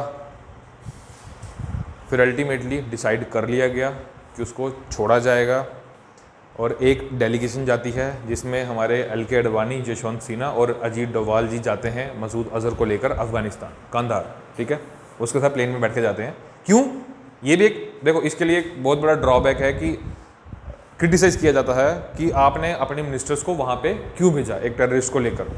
वो इसलिए भेजा गया था कि अगर बाई चांस वहाँ पे जाकर उन लोगों की डिमांड ऊपर या नीचे हो जाती है या इसके बाद वो कुछ और मांगने लग जाएंगे, तो एक गवर्नमेंट की डेलीगेशन होनी चाहिए कि जो वहाँ पे जाके सिचुएशन को समझकर कोई डिसीजन ले पाए।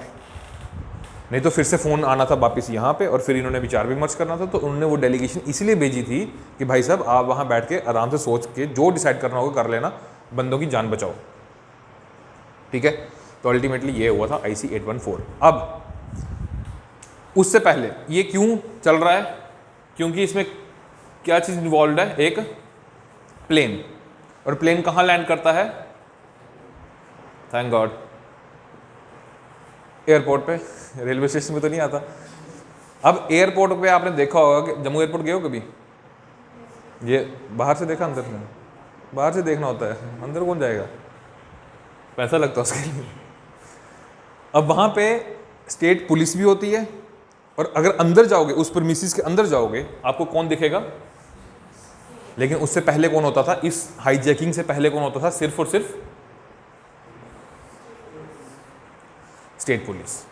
फिर इस हाईजैकिंग के बाद गवर्नमेंट को लगा कि नहीं यार, हमें कुछ एक ऐसी एजेंसी बनानी पड़ेगी जो इंटेलिजेंस का काम भी करे, जो हाईजैकिंग में भी हमें हेल्प करे और ऑपरेशंस में भी हमें हेल्प करे। उसके बाद CISF को क्रिएट किया गया और आज CISF आपकी दिल्ली मेट्रो से लेकर एयरपोर्ट से लेकर सारे PSUs, जो भी आपकी डिफेंस एटॉमिक एनर्जी होती है, DRDO, BEL, Bharat Electronics Limited, Hindustan Aeronautics Limited, जितने भी PSU, ONGC, BPCL, HPCL, इन सबको कौन प्रोटेक्शन देता है? बिल्कुल CISF की ही पोस्ट होती है, ठीक है। जैसे आपका ये पावर ग्रिड है ना, ये किशनपुर उधमपुर में, इसकी भी पूरी की पूरी एक कमांडेंट होती है। इसको कौन हेड करता है? असिस्टेंट कमांडेंट, समझ रहे हो?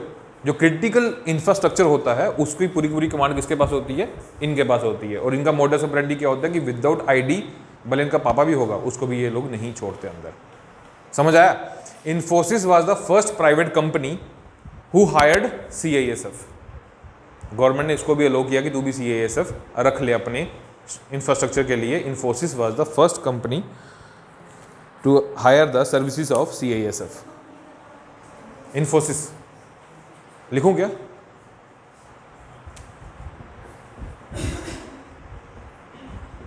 आप में से इंजीनियर कितने हैं?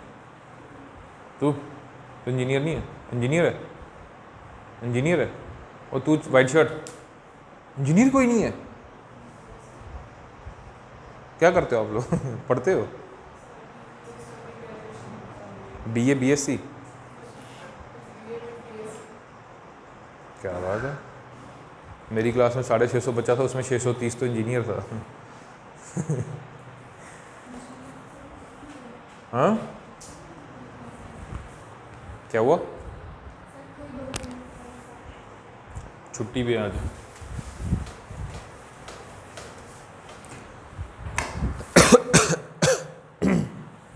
कहाँ गया CISF? नेक्स्ट कौन सी है?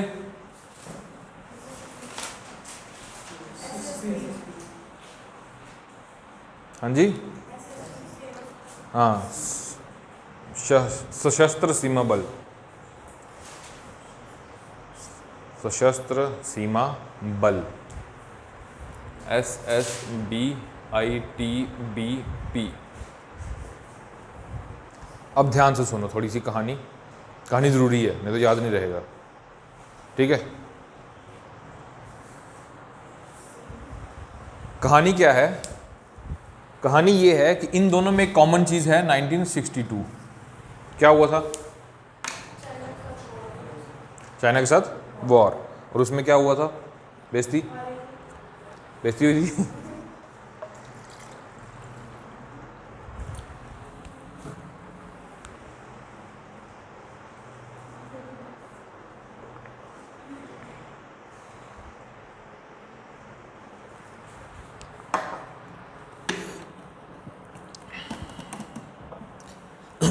उसके बाद हमने 2 फोर्सेस तैयार की। देखो, उस लड़ाई के बाद हमारी फोर्सेस का तो मोरल डाउन हुआ ही था, हमारी पॉपुलेशन का भी मोरल डाउन हो गया था।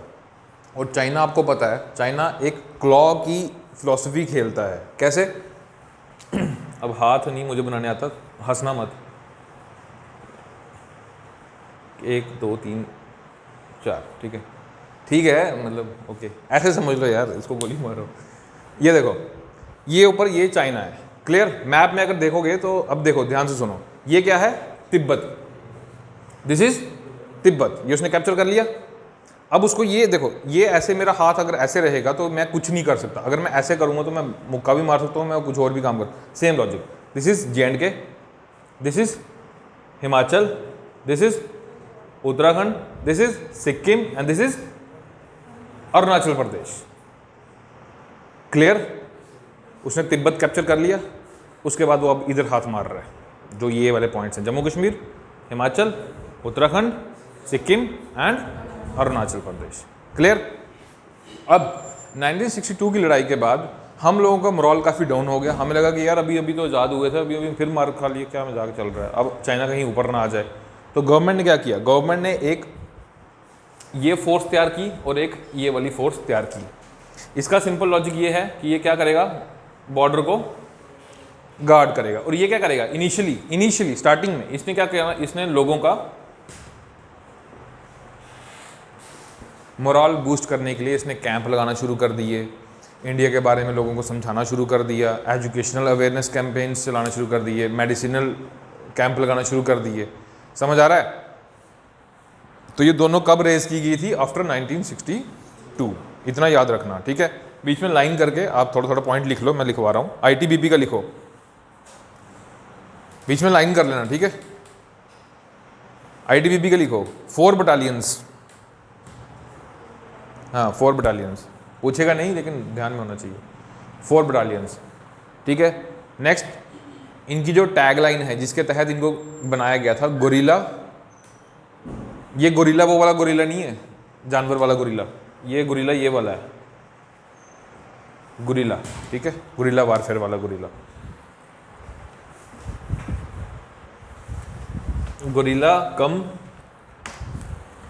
गोरिल्ला कम डैश इंटेलिजेंस डैश कम गोरिल्ला कम इंटेलिजेंस कम फाइटिंग फोर्स, गोरिल्ला कम इंटेलिजेंस कम फाइटिंग फोर्स। अब समझिए क्यों होंगे आप लोग। पहली चीज़, ये लोग क्या करते थे, ये वो बंदे थे जो तिब्बतन एक्सेंट के थे, क्योंकि आपको पता है कि जब चाइना ने तिब्बत को कैप्चर कर लिया था तो दलाई लामा एंड आर्ट पार्टी जो भी तिब्बतन्स थे वो इंडिया में आके रहने लग गए। तो इंडिया ने क्या किया, इन्हीं में से बंदे, उन्हीं के चेहरे जो चाइनीज से मिलते जुलते हैं, उन्हीं को उठा के अपनी एक फोर्स तैयार कर ली, ठीक है। इनको बोला कि पहले तो तुम लोग जंगल की तरह लड़ाई करना शुरू करोगे, गुरिल्ला वारफेयर खेलोगे।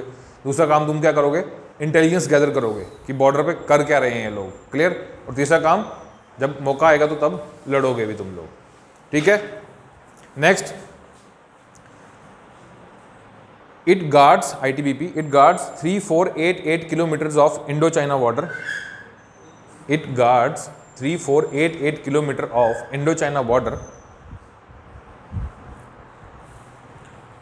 Indo-China border, and is manning MANNING manning 178 border posts. 178 border post, ठीक है, क्लियर। ये लोग एक और काम करते हैं, जो कैलाश मानसरोवर यात्रा जाती है ना, कहाँ से जाती है, कहाँ है कैलाश मानसरोवर यात्रा, चाइना में, लद्दाख से। कभी सुना है, अमरनाथ तो सुना है मैंने।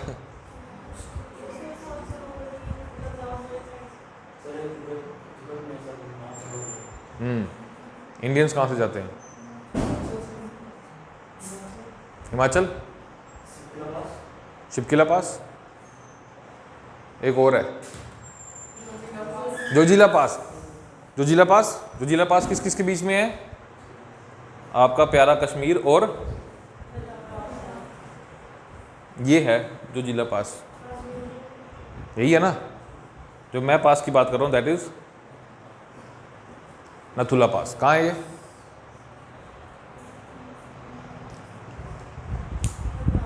सिक्किम,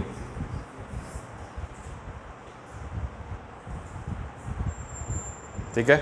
ये लोग क्या करते हैं, ये लोग उनके लिए मेडिकल कैंप, ठीक है, उनके खाने पीने का जुगाड़ और उनका पूरा ट्रिप का सारा ख्याल कौन रखता है, ITBP रखती है, समझ आया, ठीक है। नेक्स्ट है SSB। मैंने आपको बता दिया इसका मेन फंक्शन क्या था, पहले इसको किस लिए बनाया गया था, just for the moral boosting of the people, कि भाई हम भी हैं, टेंशन मत लो, हम करेंगे तुम्हारी प्रोटेक्शन, ठीक है। It became a border guarding force in 2001। It became a border guarding force in 2001। It became a border guarding force in 2001 under ministry of home affairs, under ministry of home affairs, ठीक है। It guards Indo Nepal and Indo Bhutan border. It guards Indo Nepal and Indo Bhutan border, friendly countries, ठीक है, हमारे टुकड़ों पे पल रहे हैं।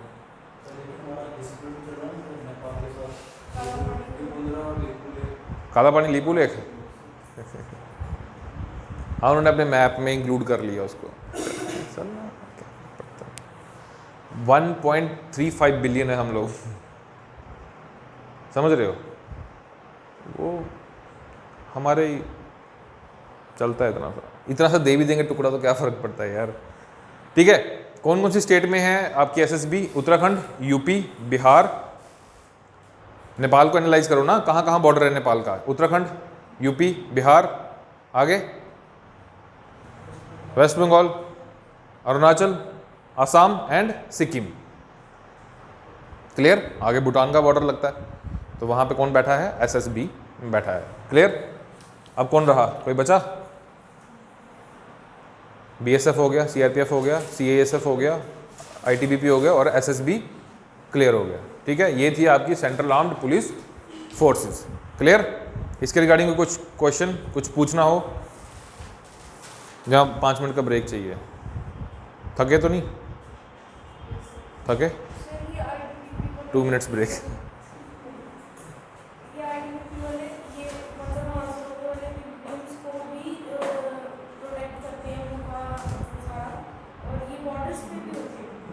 बॉर्डर पे ही तो है। वो नथुला की पोस्ट किसके अंडर है? आईटीबीपी के अंडर।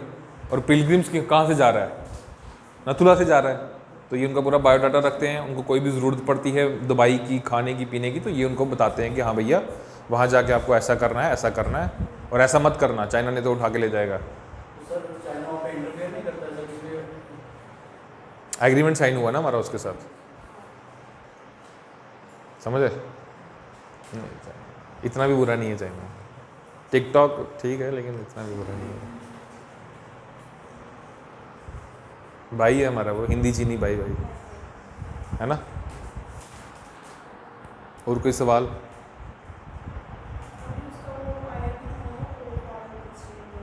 वांगी क्या करना है? यात्रा करना है?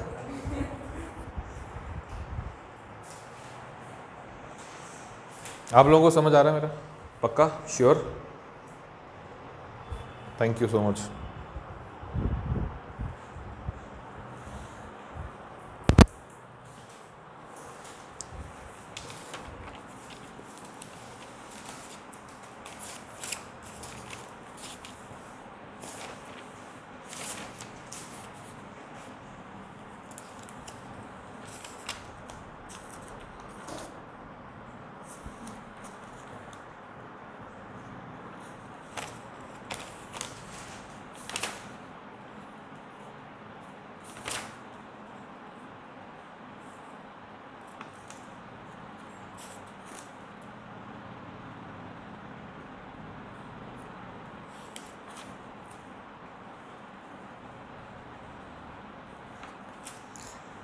स्टार्ट करें? ओके, नेक्स्ट आता है आपके पास, कहाँ गया? पैरामिलिट्री फोर्स इन इंडिया, या फिर सेंट्रल पुलिस फोर्स भी इसको बोल सकते हैं हम, जिसमें सिर्फ 2 आती हैं। पहली है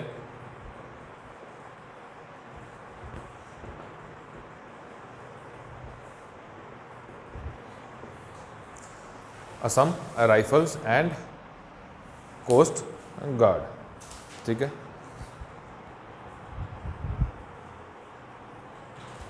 वही बात, कोस्ट, हमारा जो कोस्टल एरिया है, ठीक है, उसको ये लोग प्रोटेक्ट करते हैं। उसमें वही पुलिस की पावर रखते हैं लोग। ड्रग ट्रैफिकिंग, ह्यूमन ट्रैफिकिंग, ठीक है, इलीगल स्मगलिंग, ये सब काम ये लोग करते हैं। और देखते हैं उसके बारे में कि भाई साहब कोई हमारे बॉर्डर्स के अंदर, क्योंकि नेवी जो है, नेवी ये अगर इंडिया है तो इतना एरिया को कौन गार्ड कर रहा है? Coast guard. नेवी कहाँ बैठा है? इधर।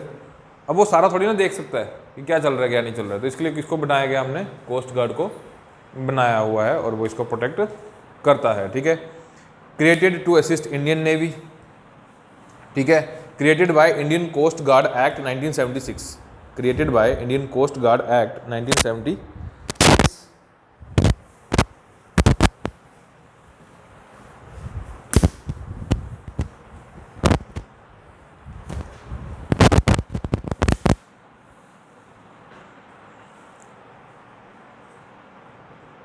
ठीक है, they found in contiguous zone and exclusive economic zone, EEZ। They found in contiguous zone and EEZ, exclusive economic zone. हाँ जी, they found in contiguous zone and exclusive economic zone, EEZ। इसके बारे में पता करके आना कि ये दोनों जोन्स कौन से होते हैं, कितना इनका डिस्टेंस होता है।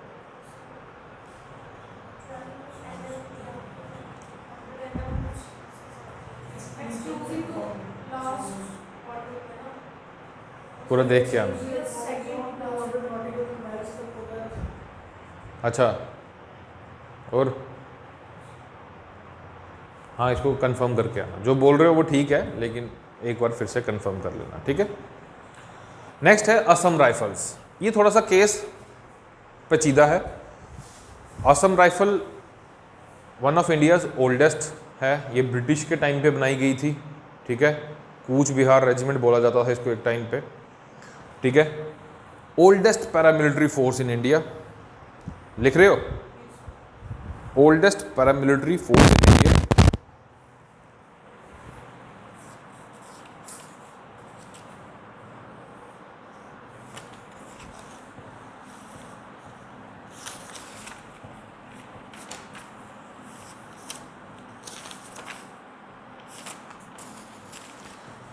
Also called as Friends of Hilly People. Also called as Friends of Hilly People. Also called as Friends of Hilly People. इसमें एक नाम है जो कि बहुत खटक रहा है, दैट इज असम। और पहले सारी सारी स्टेट्स किसके अंडर होती थी? असम, मतलब एक ही स्टेट हुआ करता था ये, ठीक है। तो इसीलिए इसको उसके लिए बनाया था। क्यों? क्योंकि नॉर्थ ईस्ट जिसको आज हम बोलते हैं, या फिर क्या बोलते हैं इसको, सेवन सिस्टर्स, इधर हर एक सिस्टर का अलग अलग कल्चर है, ठीक है। और उनके कल्चर के हिसाब से उनको प्रोटेक्ट करना म्यांमार और चाइना जैसे देशों से, उसके लिए बनाया गया था। किसको? ताकि इनका कल्चर भी प्रोटेक्टेड रहे। और इनको मोस्टली क्या काम दिया जाता है? इनके कल्चर को प्रोटेक्ट करना। मतलब ये नहीं कि इनके साथ बदतमीजी करना, इनको समझाना, इनको एजुकेशनल कैंप्स लगाना इनके लिए, मेडिकल कैंप लगाना इनके लिए, और कोई फैसिलिटी दे दी, सिलाई मशीन दे दी, ये कर दिया, वो कर दिया। तो इसलिए इनको क्या बोला जाता है? फ्रेंड्स ऑफ हिली पीपल। क्लियर? अभी कुछ महीने पहले वो नागालैंड में एक बहुत सारे बंदों को भून दिया, किसने मारा? समझ आया? इस पे क्वेश्चन बन सकता है, और कहाँ बनेगा वो मैं बताता हूँ। They are administratively under the control of, देखो, they are administratively under the control of, they are administratively under the control of Home Ministry. They are administratively under the control of Home Ministry, bracket में salary and recruitment, salary and recruitment, ठीक है। And operationally, देखो administrative जहां लिखा है ना उसको underline कर लेना। And operationally they are under the ministry of defence, and operationally they are under the ministry of defence.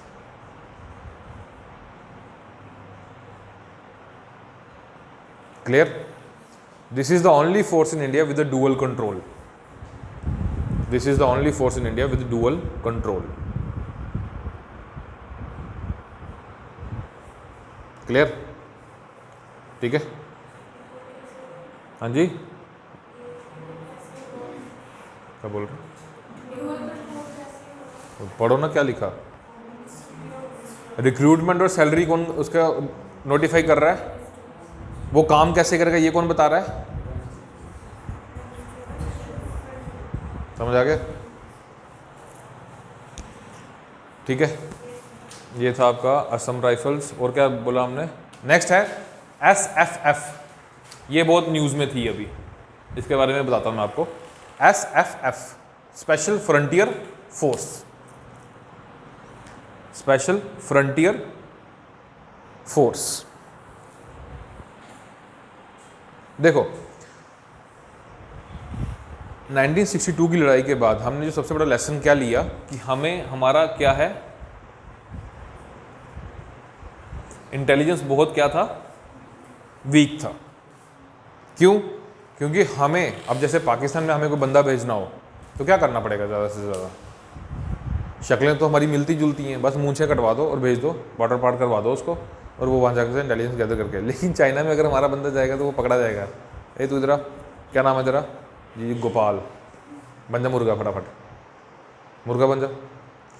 अब वैसा ही बंदा अगर हमने कहाँ से उठा के भेजा, जो तिब्बत से आए लोग हैं उनको भेजेंगे तो वो तो उनकी भाषा भी बोलेगा और दिखेगा भी उनके जैसा। मतलब मैं जोक नहीं कर रहा हूँ, बट इट्स एडवांटेज ना। आप क्या करें, चाइना के बंदे को तो हम बदल नहीं सकते ना, तो हम जाके वहाँ बदल जाते हैं, लेकिन वो नहीं बदल सकते।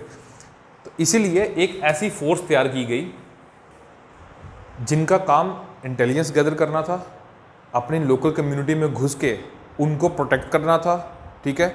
और ये लोग मोस्टली अनआइडेंटिफाइड रहते थे, मतलब हमें नहीं पता होता था कि कौन सा बंदा SFF में काम करता है। आपके लिए वो भले क्या बोलेगा घर पे कि मैं किस में हूँ, मैं किस में हूँ, आर्मी में हूँ, लेकिन वो होगा किस में, SFF में, ठीक है। 1962 की लड़ाई के बाद हमने अपने जितने भी लद्दाख का एरिया है और हिमाचल के एरिया में हमने कौन सी फोर्स खड़ी कर दी, SFF, ठीक है। ये पहले अगर ये शहीद हो जाते थे ना तो हम इनको नोटिफाई नहीं करते थे, मतलब पब्लिकली हम नहीं बताते थे किसी को भी कि ये बंदे मारे गए हैं, मतलब SFF के बंदे मारे। क्यों? क्योंकि SFF किसके अंडर है, व्हाट इज रॉ, WWE रॉ, स्मैकडाउन वही है, अंडरटेकर। देन व्हाट इज रॉ, Research and Analysis Wing, Research and Analysis Wing. क्या होता है रॉ, टाइगर, टाइगर होता है, एक था टाइगर, टाइगर जिंदा है, अगली भी आ रही है, टॉर्चर बर्दाश्त करो। मैंने पहली देखी, दूसरी में तो मेरे को BP हो गया भाई। वो एक मूवी आई थी ना उसकी, अभी कौन सी थी वो, राधे,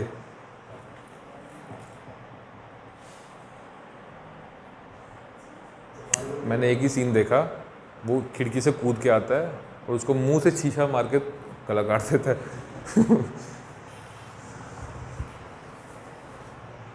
टीवी उठाया नीचे फेंक दिया। हैं, हॉलीवुड नहीं यार, घर वाले नहीं देखने देते, कहते हैं बिगड़ जाएगा। मैंने कहा आपने कब देख ली, मतलब उसमें कुछ ज़्यादा ही नॉलेज होती है ना, तो वो मैं नहीं ले सकता। ओके, SFF में अभी क्या हुआ रिसेंटली, अभी रिसेंटली जो पिछले 2020 में लद्दाख के साथ हमारा जो चल रहा है ना अभी, Galwan valley clash and all that, उसमें हमारी गवर्नमेंट ने डिसाइड किया है कि अब SFF के जो बंदे हैं अगर वो शहीद होंगे तो हम उनको ओपनली, जी हम उनको ओपनली एक्सेप्ट करेंगे और मानेंगे कि हाँ हमारे बंदे मारे गए। क्लियर? इससे पहले नहीं होता था ऐसा, क्योंकि आज भी ये रॉ के अंडर है कि नहीं मैं नहीं जानता, वो इंटेलिजेंस का मसला है, लेकिन अब गवर्नमेंट ने ये कर दिया है, तो इसके बारे में आप लोग पढ़ लेना।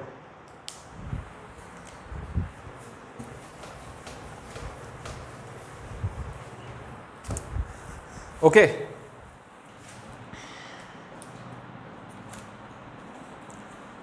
नेक्स्ट है SPG, स्पेशल प्रोटेक्शन ग्रुप।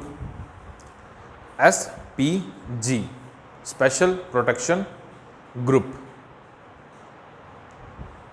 ये कौन होता है? SPG कौन होता है? SPG नहीं पता? थोड़ा जोर से बोलो ना, मैं नहीं सुन सकता इतने छोटा।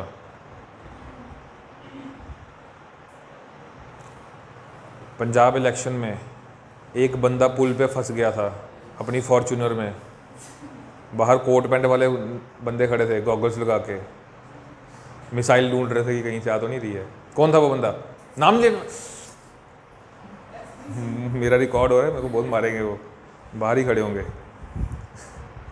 वो जो कोट पैंट वाले थे वो कौन थे? कहाँ गया वो, कौन थे? तो अच्छा अब बताओ किसको प्रोटेक्ट करते हैं लोग? बस खत्म बात, एक ही बंदा है जिसको प्रोटेक्ट करना है,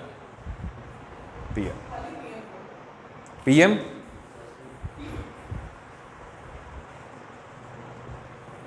फॉर्मर PMs और PM की फैमिली को, जिनको इंटेलिजेंस के मुताबिक, हाँ जी बता रहा हूँ, मैं जानता हूँ आप किसके बारे में बात कर रहे हो, कि अभी अभी राहुल गांधी और उसकी फैमिली से कवर हटा लिया गया, मैं जानता हूँ, मैं वही आ रहा हूँ, लेकिन मुझे चलने दो let me walk first. You have reached on the बावे वाली माता, how can I reach, let me walk ना। सो अब पॉइंट नंबर 1 कि इसकी सिक्योरिटी की हमें क्यों पड़ी है, एसपीजी क्यों बनाया हमने स्पेशल। तो आपको शायद याद होगा 1984 असैसिनेशन ऑफ इंदिरा गांधी, उससे पहले Lal Bahadur Shastri, then Indira Gandhi, next who, Indira Gandhi के बाद कौन बना था prime minister, the pilot of Indian Airlines, he said कि मुझे नहीं मरना मुझे बचाओ पहले। ये मेरे लिए बज रहा है क्या, अच्छा, तो फिर किसको बनाया गया, ठीक है। और उस टाइम पे इंदिरा गांधी का बेटा कौन था, ये, तो ये क्या हुआ, उसका बना गया, ठीक है। तो इसलिए उसकी फैमिली को भी प्रोटेक्ट करना बहुत ज़रूरी था उस टाइम के हिसाब से, तो इसलिए एसपीजी एक्ट के तहत फैमिली मेंबर्स को भी प्रोटेक्शन दिया जाता था, ठीक है। तो ये कब बनाई गई थी, 1985 में, okay. Used for VIP protection, और इसकी कोई डायरेक्ट रिक्रूटमेंट नहीं होती, टेंशन मत लो, अभी हैं 20 मिनट।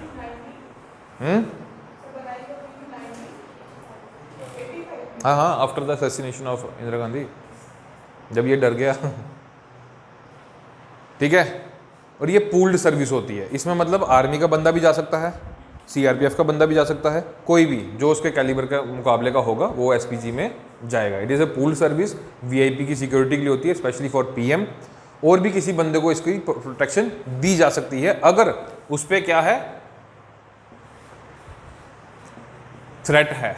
अगर इंटेलिजेंस एजेंसी को लगता है, अगर रॉ बोलेगी कि नहीं यार राहुल गांधी पे अटैक होने वाला है, बचा लो इसको, नहीं तो तुम पे बवाल हो जाएगा, पीएम बोलेगा इस पर कौन अटैक करेगा यार, वो तो हमारे लिए यूजफुल है। तो मतलब इस तरह से, ऐसा कुछ रिकॉर्ड तो नहीं हुआ, ठीक है। एसपीजी समझ आ गया। अभी रिसेंटली एसपीजी एक्ट में अमित शाह हमारे होम मिनिस्टर ने एक अमेंडमेंट किया और उसके तहत बोला कि ये ड्रामा बंद करो फैमिली वाला, ठीक है। किसको मिलेगा, पीएम को और फॉर्मर पीएम को मिलेगा, ठीक है। जो पहले प्राइम मिनिस्टर रह चुका है उसको मिलेगा और प्राइम मिनिस्टर को मिलेगा, ठीक है। बाकी अगर फैमिली को चाहिए तो उसके लिए हमारी इंटेलिजेंस एजेंसी अगर हमें बोलेगी कि थ्रेट है तो हम प्रोवाइड करेंगे। तो अब राहुल गांधी फैमिली के पास किसका कवर है, सीआरपीएफ कमांडोज का, वो होते हैं उनके पास। क्लियर।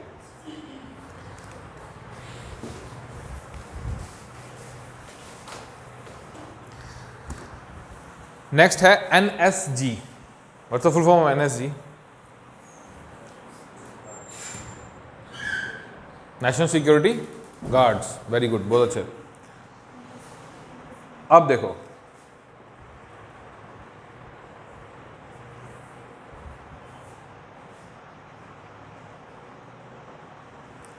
नेशनल, पता ही है नेशनल सिक्योरिटी का मसला है, मतलब कि अगर हम पे कोई क्या करेगा नेशनल सिक्योरिटी पे,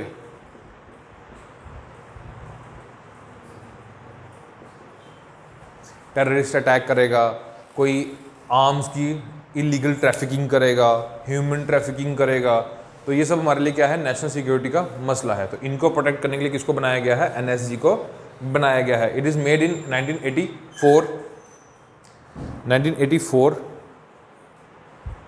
okay. It is also pooled service, कोई भी बंदा आर्मी से भी जा सकता है और central armed police force CAPF से भी जा सकता है, स्टेट का बंदा भी एनएसजी का कमांडो होता है, ठीक है। क्योंकि एक स्टेट के भी कमांडोज होते हैं, उन्हीं से जो बेस्ट होते हैं वो एनएसजी में भी चले जाते हैं। तो it is a pooled service basically. हुआ क्या कि एनएसजी का पहले एक ही हब था, ठीक है। बड़ा कोई टेररिस्ट अटैक हम पे हुआ नहीं इतना खास, तो हमने इतना ध्यान भी नहीं दिया इसका। तब अटैक होता है कहाँ पे, कब हुआ?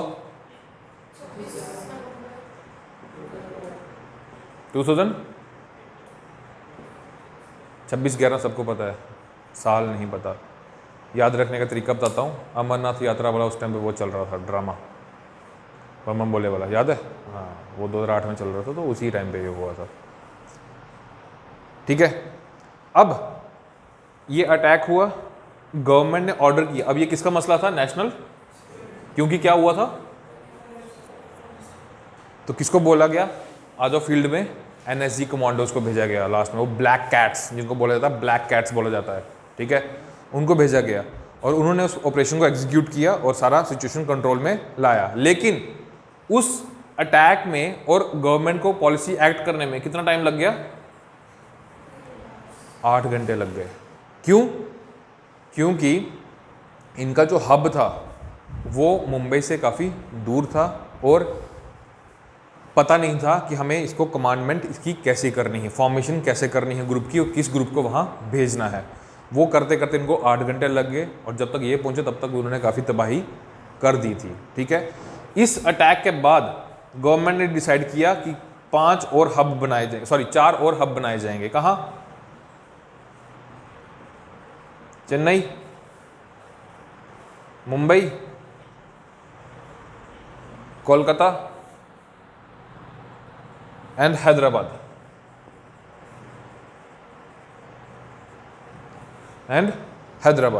ठीक है। उसके बाद जब चचा जान आए, चचा जान कब आए? 2014 में, 16 में इन्होंने क्या किया? इन्होंने बोला कि मेरा गुजरात तो रह गया, मेरा गुजरात जल रहा है, तो इन्होंने एक और हब इसका क्रिएट कर दिया। वो कहाँ किया? गांधीनगर, गुजरात। तो अब टोटल कितने हब हैं एनएसजी के? टोटल 5 हब हैं। क्लियर? और इनके कमांडोज को आपको पता है ब्लैक कैट्स बोलते हैं। चेहरा नहीं दिखाते ये लोग अपना। देखा है कभी चेहरा एनएसजी कमांडो का? देखा है? क्या करना देख के? और एसपीजी वाले में एक लाइन ऐड कर लेना। It was recommended by Birbal Nath committee.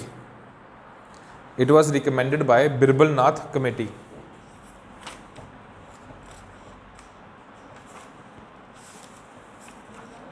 Nath committee,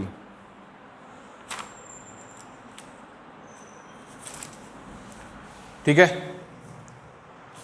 हाँ जी, बिरबल नाथ कमेटी, ठीक है। मई 1985 में इसने रिकमेंड किया था कि हमें एसपीजी की ज़रूरत है। हाँ जी, 84 में उन्होंने सोचा था इसके बारे में। फिर जो कमेटी बनाई उसने मई 1985 में अपनी रिकमेंडेशन दिया और उसके बाद इसको बना दिया गया। 1985 में एसपीजी को फॉर्म कर दिया गया।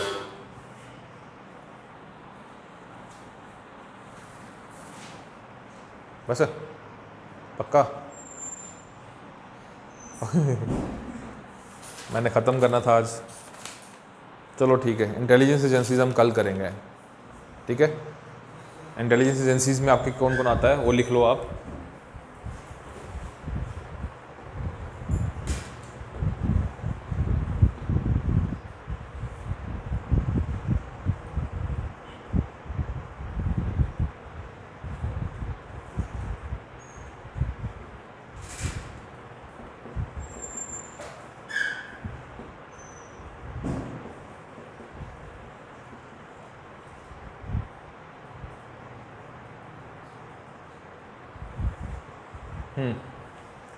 इनको हम कल डिस्कस करेंगे। हैं? Para SF, para special force किस में आती है? कल पढ़ के आऊँगा मैं। ओके, ठीक है, ये हम कल डिस्कस करेंगे और कल हमारा ये फर्स्ट टॉपिक जो है स्पेशली एजेंसीज वाला ये कवर हो जाएगा। Thank you so much.